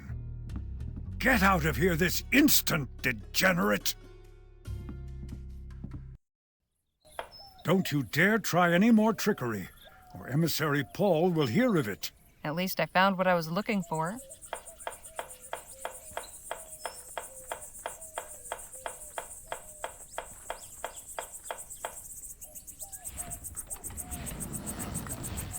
The final entry is bookmarked with a letter. Definitely worth a read. But first...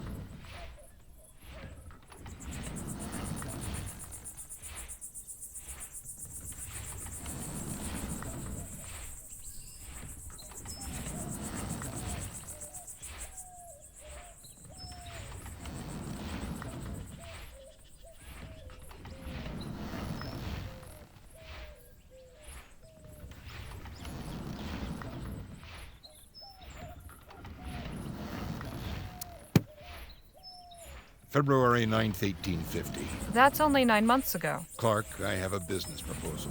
Relinquish that dusty laboratory in the middle of nowhere. Come to El Presidio. You may stay in my suite at the Jolly Good Club. My Orem Star membership and military rank afford me certain privileges. You will be furnished with the comforts owing to a man of your intellect and accomplishments. It's signed L. P.S. You needn't have any concern for your valuables, as there is ample secure storage in the room. One of the aforementioned perks. Interesting. Jake will want to see this.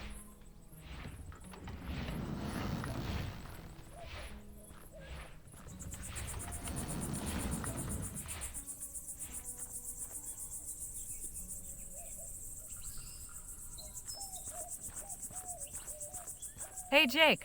I've got something to show you. So, show me. I'd prefer to speak in private. Excuse me a moment, won't you, darling? All right, what do you got? I found Clark's journal. Have a look at this letter that was inside. An invitation to the Jolly Good Club in El Presidio? Yep. Check the date. 9 months ago.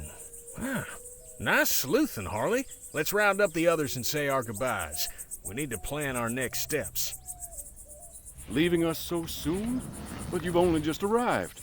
We appreciate the hospitality, but it's time we moved on. If your journey must continue, then so be it. But we cannot thank you enough for your discovery of Evocata Bennett's etheric cultivator, Miss Leger. Once we relocate and configure the equipment, our crops will surely flourish. That's great to hear. I hope you'll all be well fed this winter. Know that you will always find welcome in Chrysalis. Farewell, my friends. Odd bunch of folks, but quite charming in their way. There is a strange kind of peacefulness about this place. That's a fine way of putting it. Anyhow, let's get to the crux of the matter. Harley turned up Clark's diary. More importantly, I found a letter inside inviting him to the Jolly Good Club in El Presidio. It was dated 9 months ago. That's right about the time he disappeared, isn't it? It is indeed. I'd say it's obvious that the good doctor accepted the invitation. And took his money with him? Well, it ain't here or in his lab. And what's that postscript in the letter say, Harley? You needn't have any concern for your valuables, as there is ample secure storage in the room. Don't get much clearer than that. Suppose we should start packing if El Presidio is our next destination. Now, let's not get ahead of ourselves. First and foremost, we need some transportation. You haven't got any? Don't you tour around? Sure, but our show wagon ain't gonna fit all of us. Plus, we'll need it to store all the show's props and equipment while we're gone. There's that lady in town with the wagon now. Heard her talking at the saloon once. Said she hires it out to travelers. Sounds promising. Who is she? Her name's Lola Johnson. I think she stays in the old blacksmith shop. Lola Johnson, huh? You know her? Not personally, but I've heard of her. We should head back to Rosewater, no? Yeah, let's get a move on. Right. Harley, I'm putting you in charge of hiring us some transportation. Danny and I are going back to the theater to settle some business. Come get us once you've arranged a ride. And just how am I meant to arrange it, financially speaking? Well, now that may get a mite tricky. Our contract was to pay out at the end of the show's run, but seeing as we'll be breaking that contract, I'm sad to say we'll be forfeiting those proceeds. Anybody else got funds to contribute to the kitty? Not unless this Johnson woman accepts pesos. And I've few enough of those at that. I'm afraid I haven't got anything either. Harley, my dear, I'm afraid we must then prevail upon you to furnish the petty cash needed to get our expedition aloft. Seeing as you're the only other one of our posse who's currently in the position of being gainfully employed. And it goes without saying, but you'll be fully reimbursed once we find what we're looking for, on top of your share, with interest. I certainly hope so. Wonderful. Well then, we'll be seeing you later. What about you two? I think I'll pay Dr. Sedgwick a visit. It's been ages. And I owe him proper thanks for his care. See you in a bit, Harley.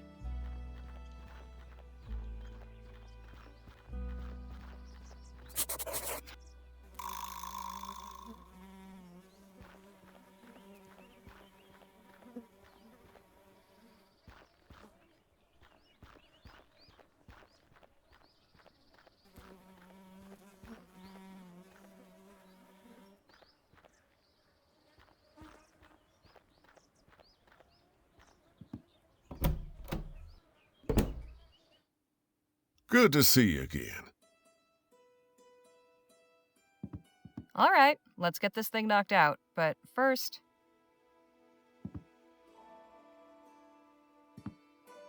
Okay, time to bring home the bacon. The big question, how to open?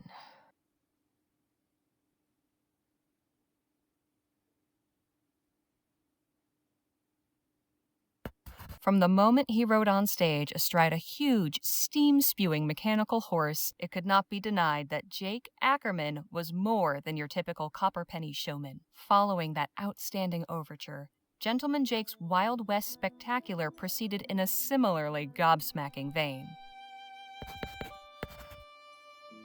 Now, the middle section needs to recapture the reader's interest. Let's see.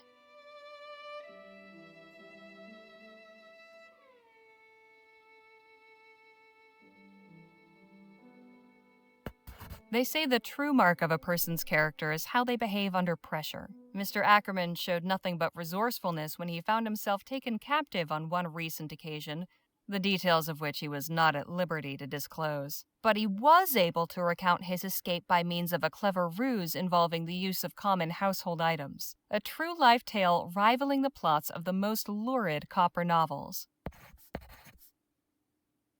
And now for an ending.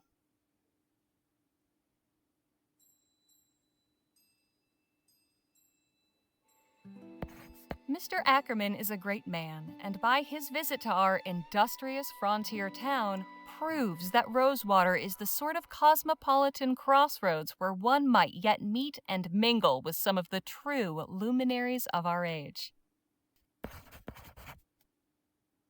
All right, that should do it. Now, what should I title it? Perhaps I'll let Joni make that call. And done.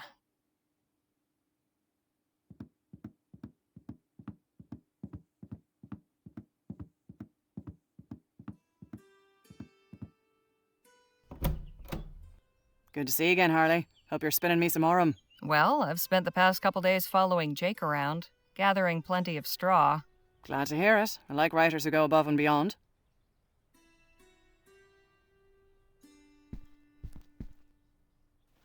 Here you are, Joni. One profile of Gentleman Jake, ready to print. Let's have a look. Well, you're off to a good start. Lots of new writers think they're supposed to write the headline too. Now let's see. Goodness, this account of the show is very descriptive. You've made me feel like I was there in the front row. This is good. You've kept it brisk all the way through. Oof, laying it on a bit thick at the end there, aren't you? Still, I asked you to make the town look good, and you delivered. I appreciate a writer who can take editorial direction. We'll work on the subtlety later. Not bad, Harley. Not bad at all. A few snips here and there, and this will be fit to print. Here's your fee, as agreed.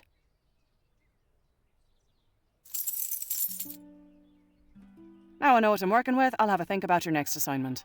About that. Hmm? I'm leaving for El Presidio with Gentleman Jake. We're after Bennett Clark's missing fortune. Whatever we find, I've got a feeling it'll make a hell of a story. You're right about that. Tales from the wild frontier are in vogue these days, and folk will be gumming to find out what happened to Clark. All right then. Clark's missing fortune it is. I've got something else. Oh? Do tell. While I was going around with Jake, we spent some time with the Otham. I learned that they've come under constant attack from the soldiers at Fort Beaumont. What? Why? That's the thing. There's no reason. They pose no threat, yet the soldiers harass them anyway. In one recent raid, all their crops were torched. That's atrocious. People need to know about this. I'm glad you think so, because their leader wants their story told. She's willing to be interviewed. She gave me this statement, too. Powerful stuff. I'll pay a visit as soon as I can and see for myself. Plenty of townsfolk could stand to learn about our neighbours in the valley. This could open their eyes. I hope so. Now, if you'll excuse me, I need to see about hiring a wagon. Godspeed, Harley. See you later, Joni. Take care of yourself out there.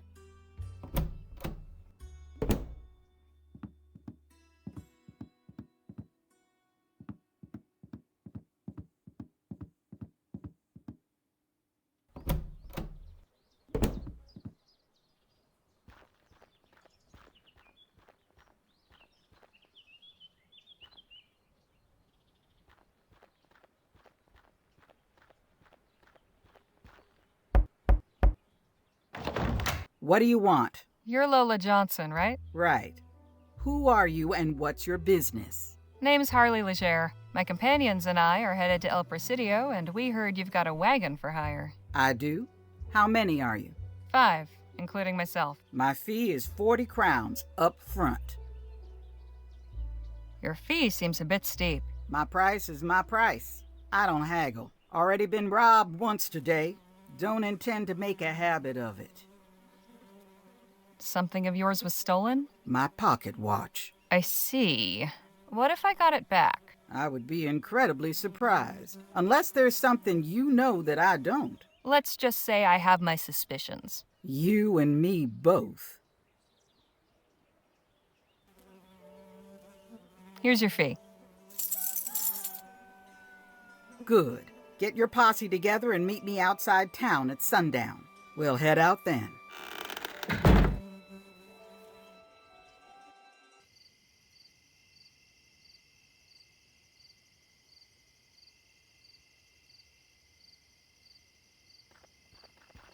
There you are.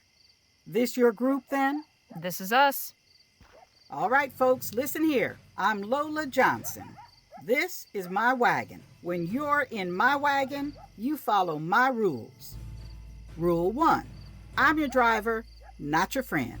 While we're moving, leave me be. That means no yammering in my ear about how pretty you think the mountains are. Rule 2, we stop and go as I say. I ain't interested in blowing up my engine just 'cause y'all are in a hurry. Last rule, everybody does their part. Be it cooking, hunting, or gathering firewood. This ain't no pleasure cruise, and I won't be serving y'all. The road can be rough, but I'm an experienced navigator and tracker, so stick with me and you'll be fine. If you've got any questions, now's the time to ask.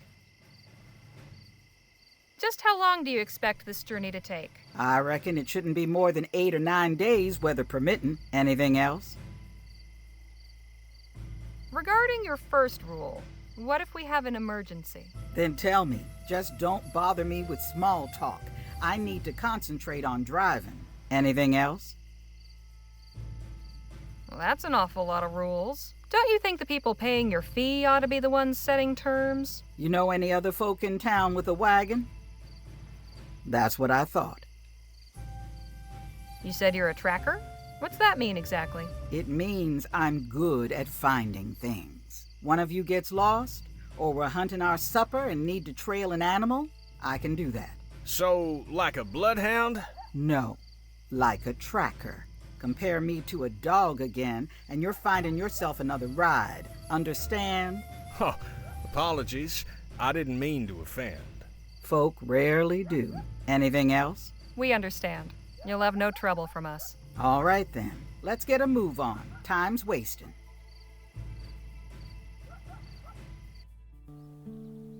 We are off, with the first faint tendrils of dawn at our backs. We head west for El Presidio on the trail of the elusive Dr. Clark.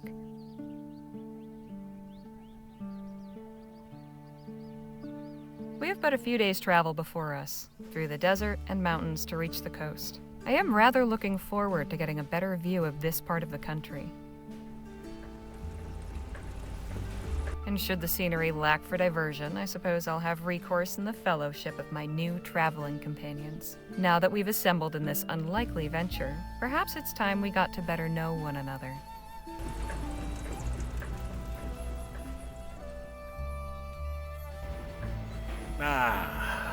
Feels good to be underway at last. Yes, though I must admit I tend to become restless on long trips.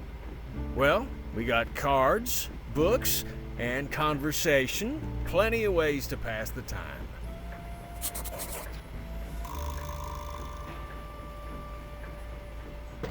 Phil? Señorita? Will this be your first time visiting El Presidio? It will. I have heard many tales of this so-called Mouth of the West. I am curious to find out which ones are true. You're very polite, Phil, but please, call me Harley. What is wrong with Señorita? It's not my name. Ah, but it is a sign of respect. I would never dream of addressing a new Spanish lady by her given name. Well, things are different here. As I am learning. If you wish it, it will be so. Appreciate it. We'll talk more later. I look forward to it. Hey, Nadine. Hello, Harley. Ever visited El Presidio before? I've never been beyond this valley. You'll be all right. We've got a good group, and we'll look out for you. Thank you. I appreciate your kind words. So how'd you become a healer? Did you go to school? No. I mean, I attended the missionary school for a few years as a child, but not to learn medicine. I was taught by Dr. Sedgwick, Rosewater's physician. I worked as his apprentice for nearly a decade. He was a wonderful guardian and mentor. I am grateful for all his care. You said Doc Sedgwick was your guardian? What about your parents? I never knew my mother. She died soon after I was born. My father worked for Dr. Sedgwick, which is how I came to his household. He took me in when my father died from an infected wound. I'm so sorry. How old were you? I don't remember exactly, but I couldn't have been more than 5. Did that have anything to do with you choosing to learn medicine? I suppose so, yes. If I can save somebody's loved one, grant them extra time to cherish together, well, there's no better way to help people, is there? When did you return to the Otham? I went to them in April of last year, but it wasn't a return. They took me in. People were leaving town, and there was less need for me at the clinic. It was Dr. Sedgwick who encouraged me to find my own path. The Otham were kind to accept me as a guest, but truthfully, I'm glad for this opportunity to travel with you and the others. You said the Otham took you in. They aren't your people? No. I don't know who my people are. My father never told Dr. Sedgwick, and I have no memories of him talking about it. I think my parents came from somewhere to the east, but I'm not even sure of that. Have you ever tried tracking down where you came from? No, I've considered it, but it's complicated. Perhaps someday. Hey, I see something up ahead, by the side of the road. Looks like somebody's been making lots of holes. Wagon's slowing down. Guess it caught Lola's eye, too. Let's have a look. Have you been stranded out here, ma'am? Oh, no, not at all. I can see how it might look that way, but I assure you, I am here with fierce and deliberate purpose. So what possessed you to come stand out in the middle of the desert? My name is Amber Lee, and I am a paleontologist. Beg your pardon? It means I collect and study fossils. Fossils? You mean bones? Yes, that's right. Bones of the great creatures that roamed these lands millions of years ago. The mighty thunder lizards who shook the ground with every step. This wasn't always a desert, you know. It may seem difficult to imagine now, but millions of years ago, this was all a vast, lush rainforest. The perfect habitat for these awesome beasts. Suppose everybody needs a hobby. This is no mere hobby, sir. This is my vocation. In fact, I have been invited to exhibit my findings at the esteemed Jolly Good Club in El Presidio. The Jolly Good Club? Say, could you put in a word for us? We've got some business to conduct there. I fear my word would carry little weight. I am only a guest, not a member. That privilege is reserved for gentlemen. They have made a special exception to allow me to give my lecture, and they are expecting something spectacular. If I don't find something truly extraordinary to show, I will be in quite a bind. Fortune has not been in my favor on this expedition. I am certain this area is full of treasures. Fossilized remains, that is. But the Earth stubbornly refuses to yield up her secrets. Say, have you any experience with excavation? You bet. I've dug more holes than I can count. Marvelous! Then perhaps you can assist me. I shall compensate you for your trouble, of course. How much are we talking? I'll need 2 field assistants. I am prepared to offer you 5 crowns each for a day's labor, and double that if you turn up something I can exhibit.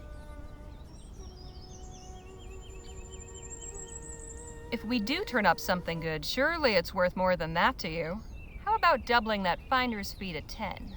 These discoveries will surely have enormous value to the scientific community, but I fear my cash is limited. It seems you are confident in your abilities. In exchange for the chance of a greater bonus, perhaps you will accept a reduction in the guaranteed fee to 3 crowns each? So we'll make at least 6 and as much as 26 crowns. Sounds like a fine gamble. Let's find us some bones. You taking point on this, Harley? Guess so. Miss Johnson, want to help me out? If I must. Now remember, we are searching for bones belonging to the great dinosaurs that I believe were once abundant here. They may be scattered in pieces. I aspire above all to discover and assemble a complete skeleton for display. My holy grail, if you will. If you uncover anything useful, be sure to tag it for classification. Will this take long? We shall reconvene in an hour. All right, but not a minute more. May fortune favor our search. Just sand and dirt. I found something. Looks valuable. I'm keeping it.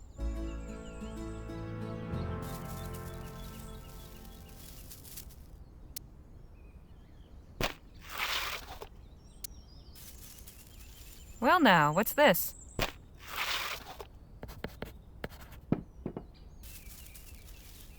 I found something.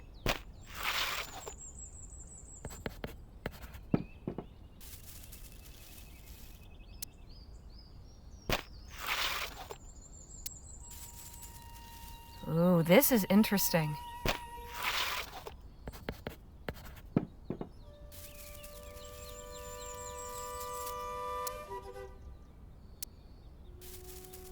And what have we here?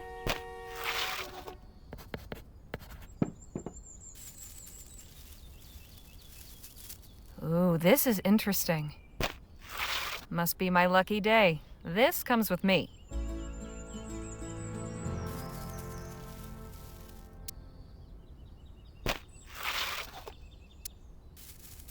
Say, this looks promising.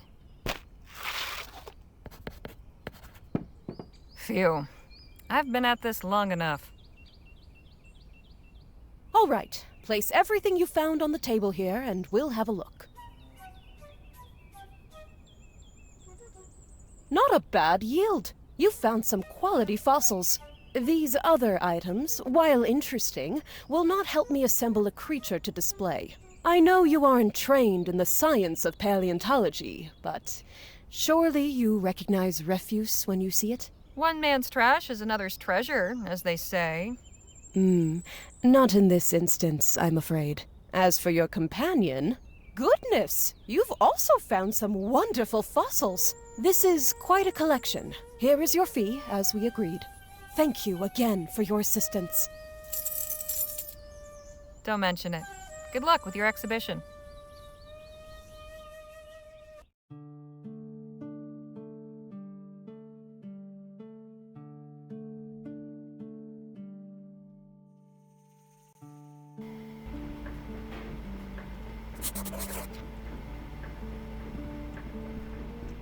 Hey, Jake?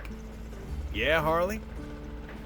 Did your travels ever take you to El Presidio? A few times. Can't say I much care for it, but that city's for you. Too crowded, too impersonal. I'll take the wide open countryside any day. Looks like we have some time on our hands. How about a story? Sure, why not? It was 1842, and I'd been hired by the sheriff of Bleachbone Gulch to track down some cattle rustlers. It was a long and winding trail, but by following the signs, I finally tracked down the stolen herd and the rustlers' camp. So I went back to town and gathered up a posse. 4 able-bodied men, plus myself. That night, we went back under the cover of darkness. We had the element of surprise, but we were outnumbered 3-1. Before I knew it, the shooting had started. It was a long and bloody gunfight. In the end, yours truly was the last man left standing.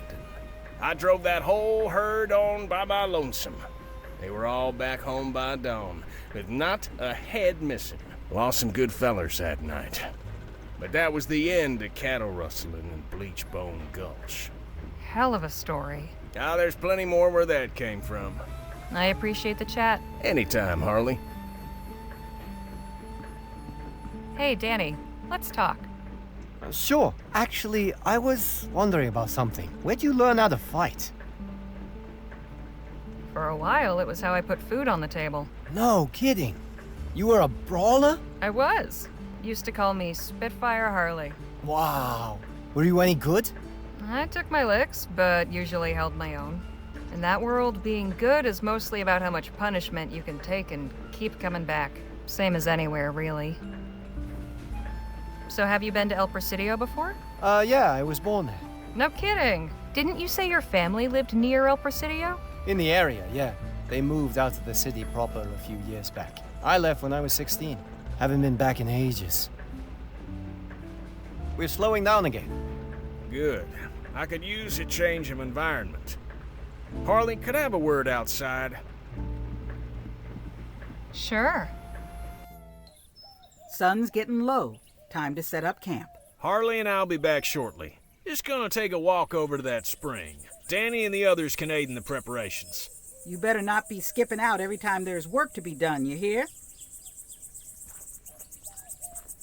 Shall we? Lead on.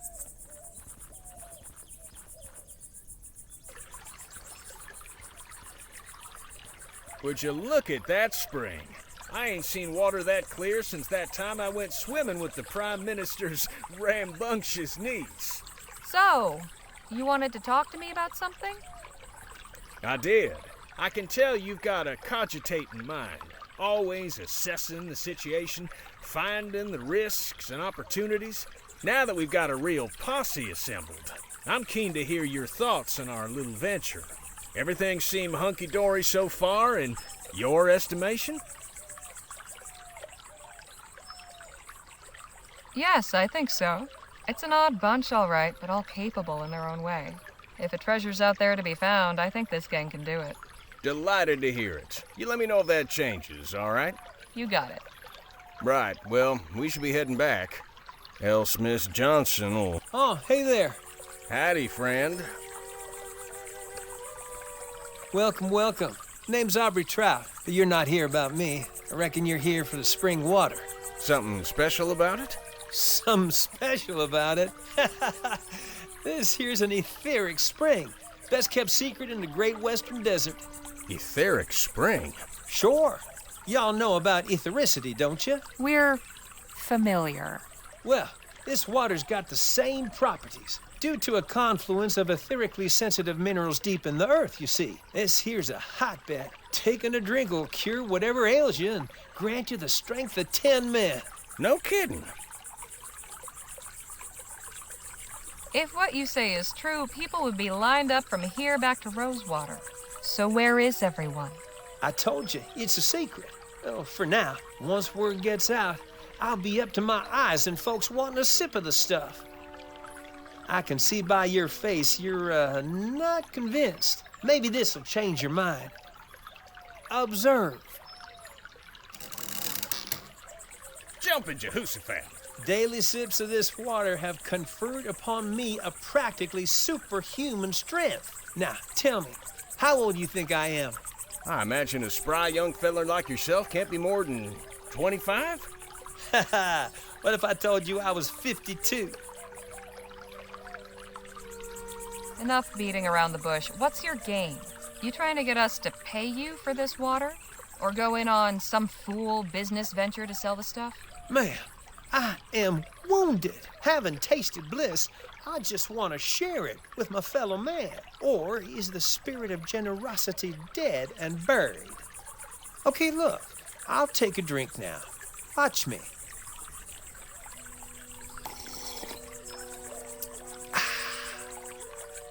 There, you see? Tastes like springtime and sunlight.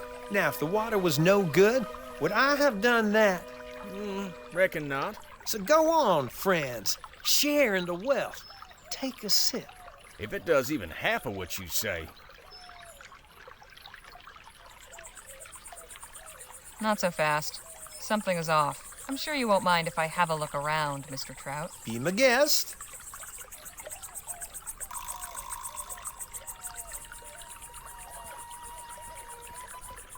Looks refreshing, but looks can be deceiving.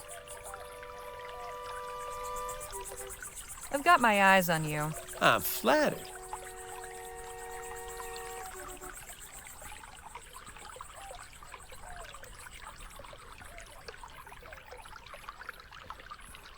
What have we here? Magic Spring didn't do much for this beast's health. Water of life, huh? Was there a sign here at one point? I wonder what it said.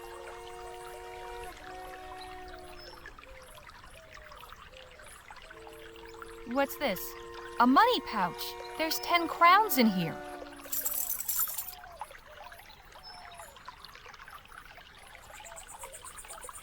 What's this? These boards have been badly damaged, but it looks like it says WRNI. Warning?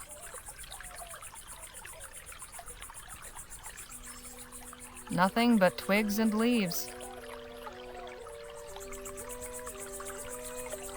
Ow! Bunch of stickers. Damn.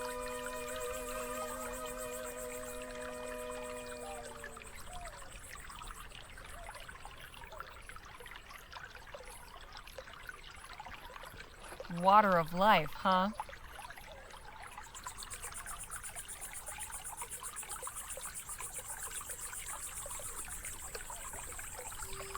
These boards have been badly damaged, but it looks like it says WRNI. Warning? They're circling low. That's not reassuring.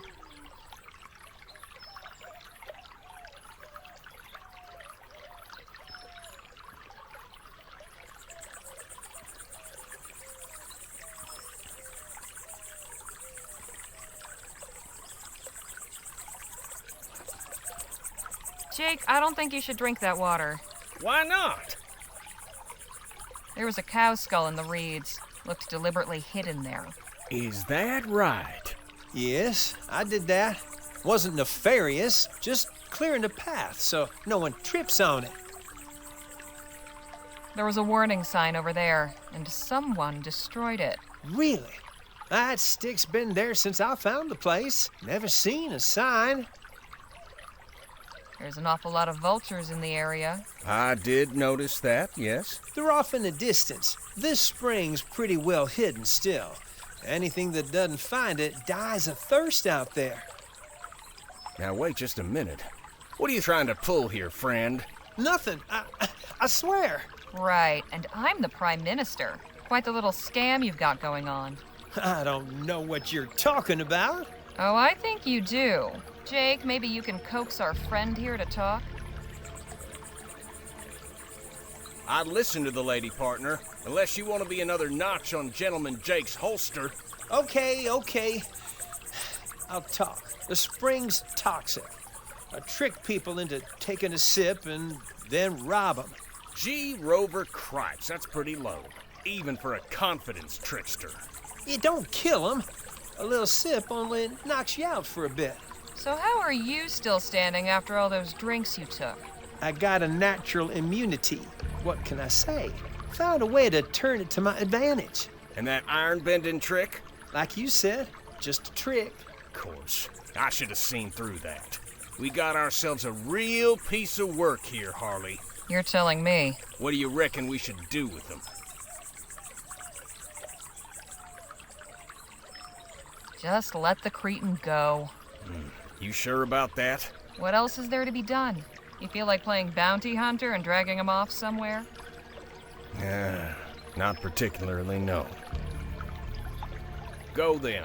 Don't show your face around here ever again. Not likely. Good day to you folks then. You really think he's gonna change his ways? I certainly hope so. At least we're not coming out of this empty-handed. I found a stash of stolen money while I was snooping around. Well, ain't that something? Come on, let's head back and see how the camp setup's going.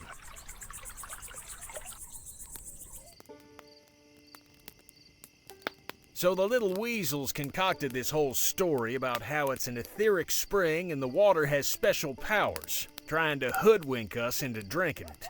All I can say is it's a good thing we ain't the rubes he took us for. I feel sorry for anyone falling prey to his tricks. He was a crafty one. Even so, you gotta get up pretty early in the morning to pull one over on old Jake. So what happened when you found him out? We got a full confession.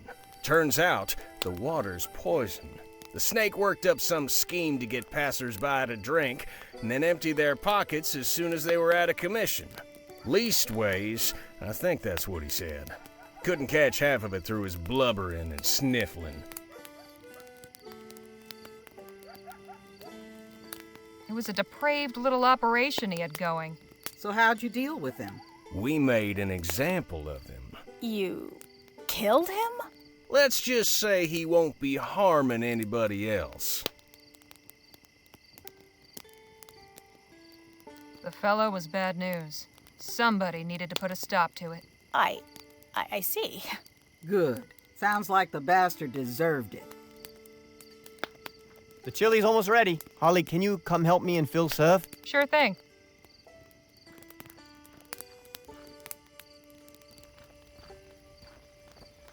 That smells heavenly. The kid is a good cook, eh? But I believe this chili could use a little of my secret ingredient. What's that? Mezcal. I picked up a bottle before we left Rosewater. Gives it a nice smoky flavor. And makes you feel nice afterwards, too. This group needs a bit of loosening up, don't you think? I don't think that's the best idea. Why not? I just don't. So leave the chili be, okay? Whatever you say. We should be ready to serve. Just one last taste. Perfect. Come on, let's fill up these bowls and get everybody fed.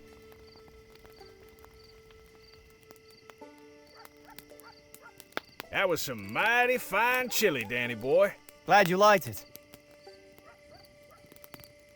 I'd say it was the best damn chili I've ever tasted.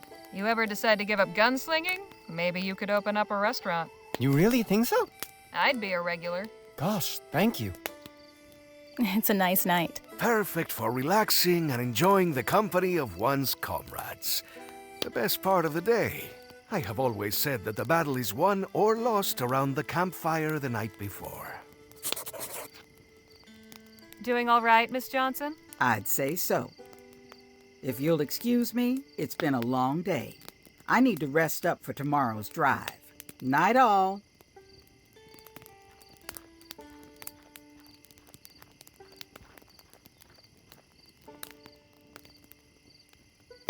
So, Danny, where'd you learn to cook chili anyway? I just sorta picked it up. Can't really remember where. I hate to leave such merry company, but I'm suddenly feeling very sleepy. Please excuse me. I'll see you all in the morning. Sleep tight, Miss Redbird. Night.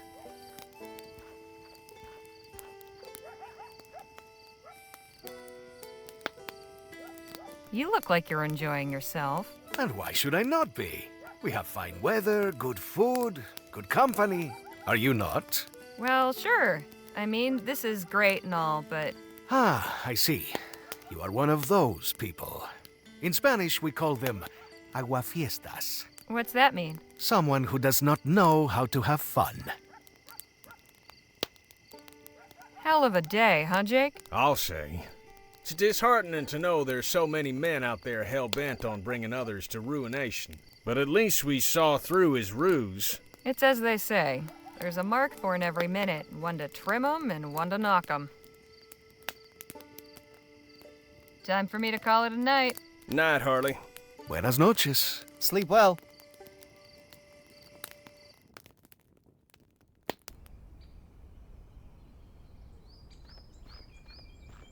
We leave within the hour. Don't leave anything behind. Say, Harley, care to join me and Jake for a stroll? Where to? Not far, just along the river. Thought we might enjoy the fresh air before getting cooped up in that tin can again. Danny breaks wind like a horse in there, you know, especially after one of his chilly nights. Oh, come on. I do not. I'm just joshing you, Danny boy. Shall we? Lead on.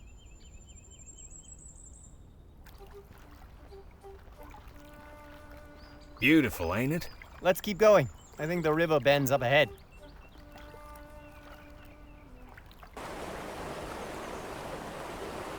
Awfully rough water.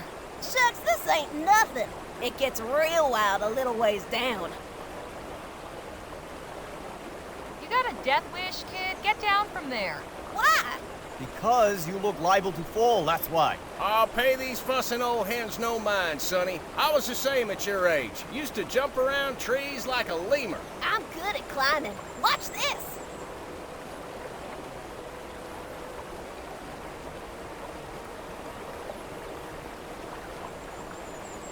What do you think? Mighty impressive, son. Maybe you best go back to where you were. You're making me nervous. You are a fussing hen. I told ya, I'm good at...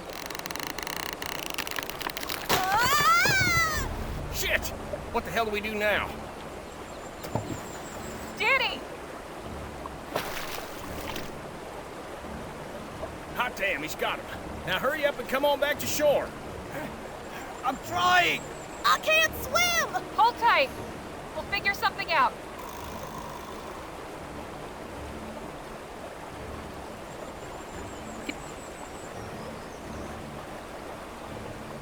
Here, grab onto this. Danny!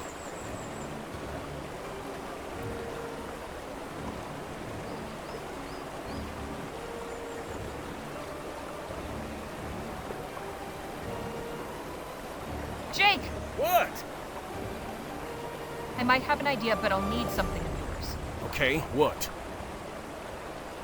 Give me your belts. Okay, sure. Take them.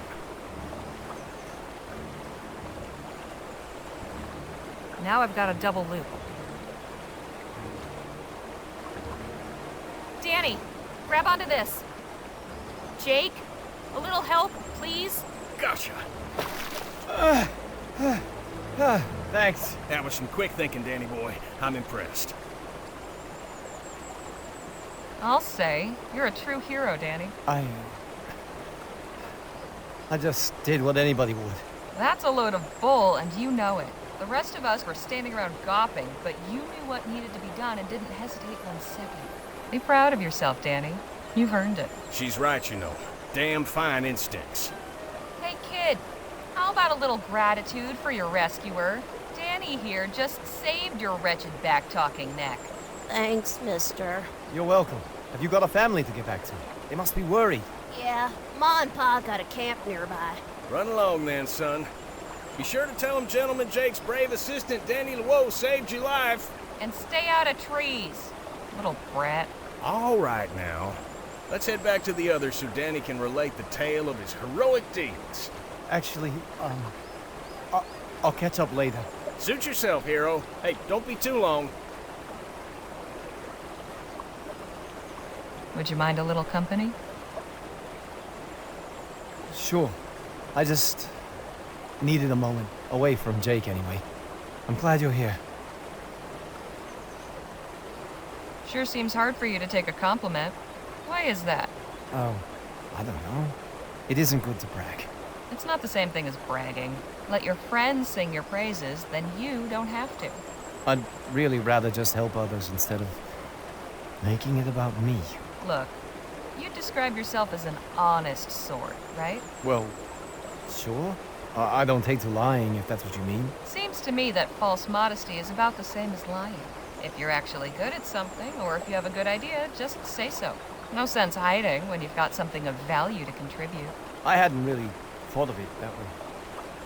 I appreciate the talk, Harley. Anytime. Let's get back to camp.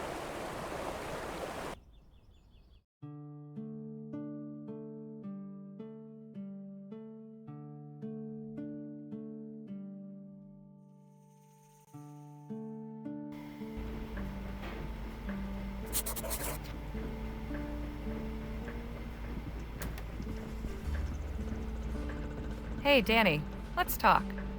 Sure. I'm still impressed at how you just jumped in after that kid. I'm just glad we were able to save him. It's nice to be on a team again, like old times. What about this team you mentioned?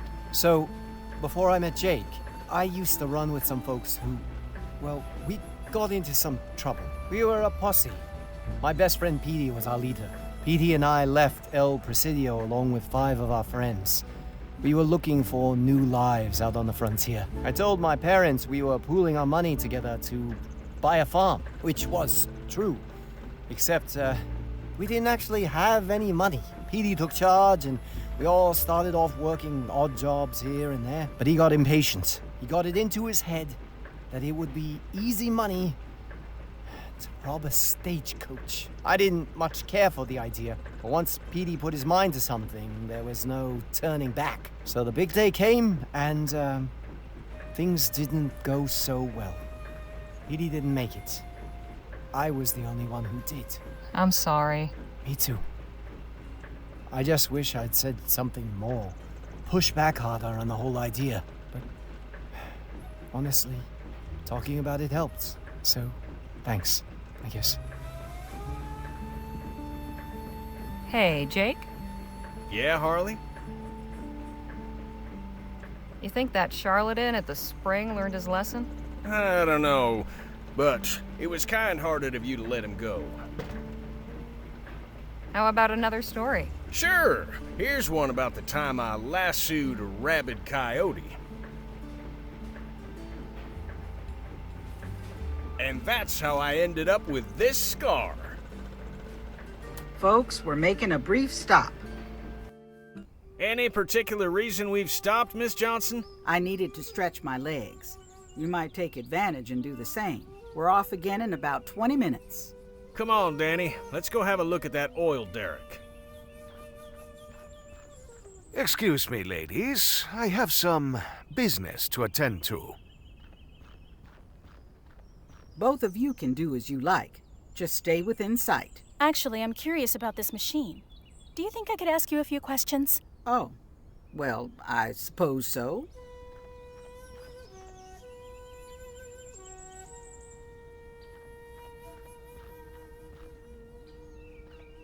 Somebody's out here sniffing for a fortune.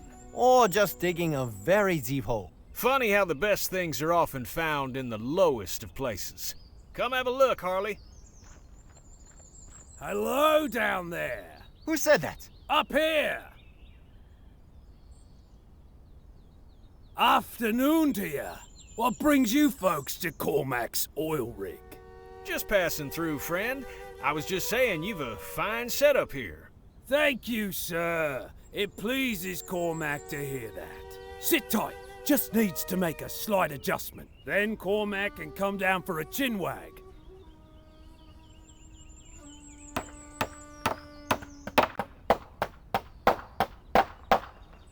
Whoops! Ah! Whoa, damn! Oh. Clumsy Cormac. Jeez, are you all right? All right as rain. Not upright, though, no. Good thing you folks is here. Hates to be a bother, but Cormac is in a pickle. Could you, lend a hand? Cormac would be ever so grateful.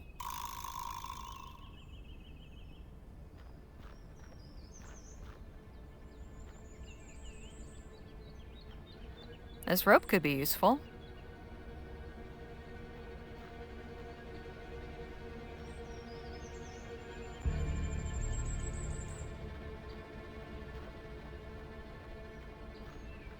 Can you do anything with this? Sure.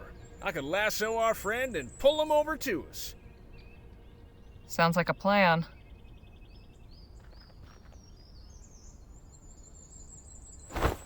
Hey now, here's some progress. But how you getting Cormac down? Danny? Got any idea what to do? I know what we need to do. I just don't know how. Hey, Jake? Yeah? How are you holding up? Oh, just fine, my dear. Barely breaking a sweat.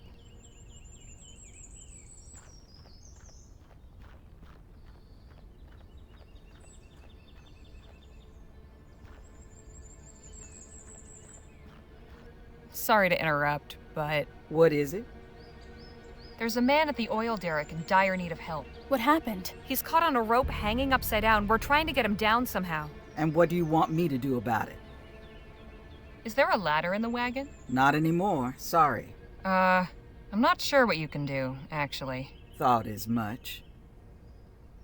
That man at the derrick still needs help. And what do you want me to do about it? I'm not sure what you can do, actually. Thought as much. Sorry to interrupt, but... What is it?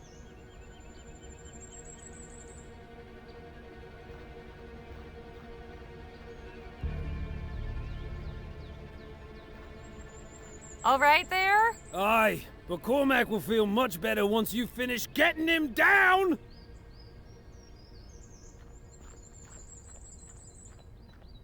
There's lots here, but nothing I can see that will help. There's lots here, but nothing I can see that will help. Nothing to say, really. Hey, Jake? Yeah?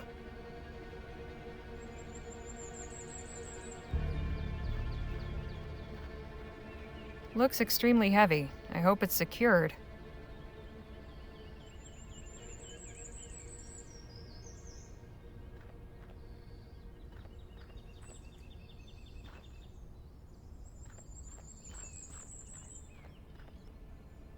Sorry to interrupt, but... What is it? That man at the derrick still needs help. And what do you want me to do about it? I'm not sure what you can do, actually. Thought as much.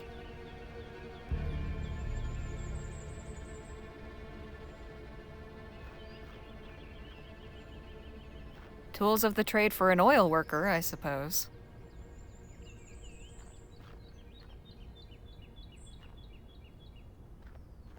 It's a long way down.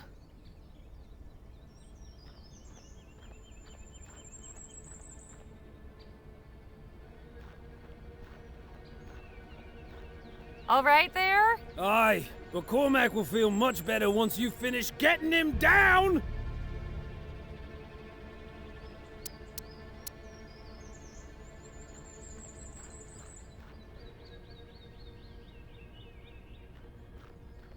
Not a bad little setup.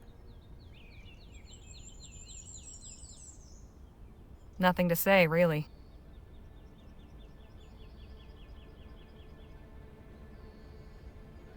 You keep that, Harley.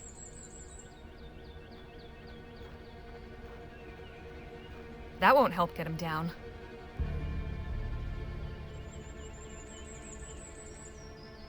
Looks extremely heavy. I hope it's secured.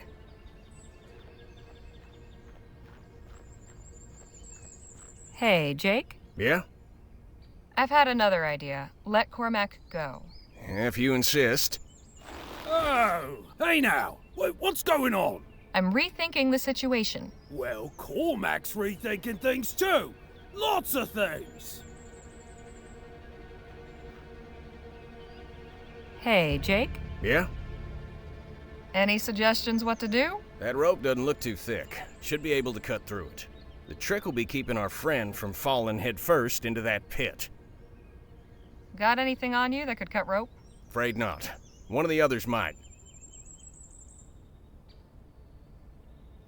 Want me to lasso that feller again? Sounds like a plan.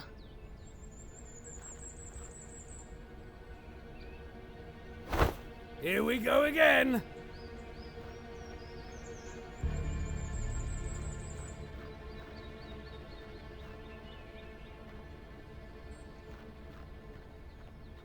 Sorry to interrupt, but... What is it?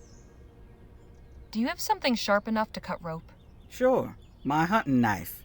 Could I borrow it for a spell? Only if you swear to be careful with it. On my brother's grave. Take it then.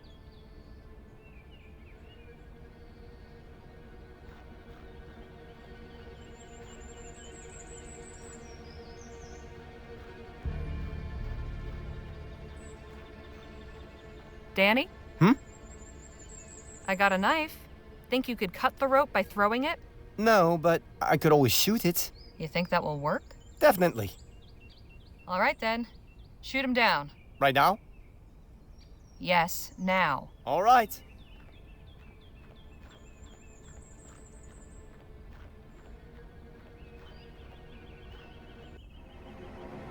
Hold tight, buddy. You got him! Let's pull him up, quick.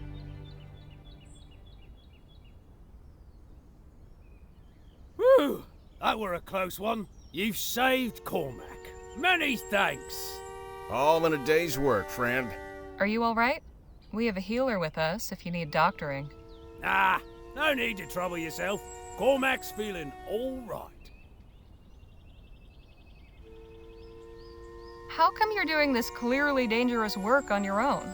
It's not so bad. Cormac's used to this sort of thing. Cormac used to be a sewer worker in New Bretagne, you see. It's all the same, really. Digging around in muck, tending to machinery. But Cormac's got more friends these days. Mud's much nicer to be covered in than sewage. Before we go, anything else you're in need of? Well, you said you was passing through. Whereabouts are you headed? El Presidio. In that case, you'd be doing Cormac a great favor if you took this letter to someone at Vespuccia Petrol. Their office is in El Presidio. Vespuccia Petrol, you say? Aye. They's Cormac's employer. Been wanting a progress report on this rig. Sure, we'll take the letter. Appreciates it. All right, we'll be going now. Promise you'll take more care. Aye, Cormac will do his best. Farewell, and thanks again for helping old Cormac.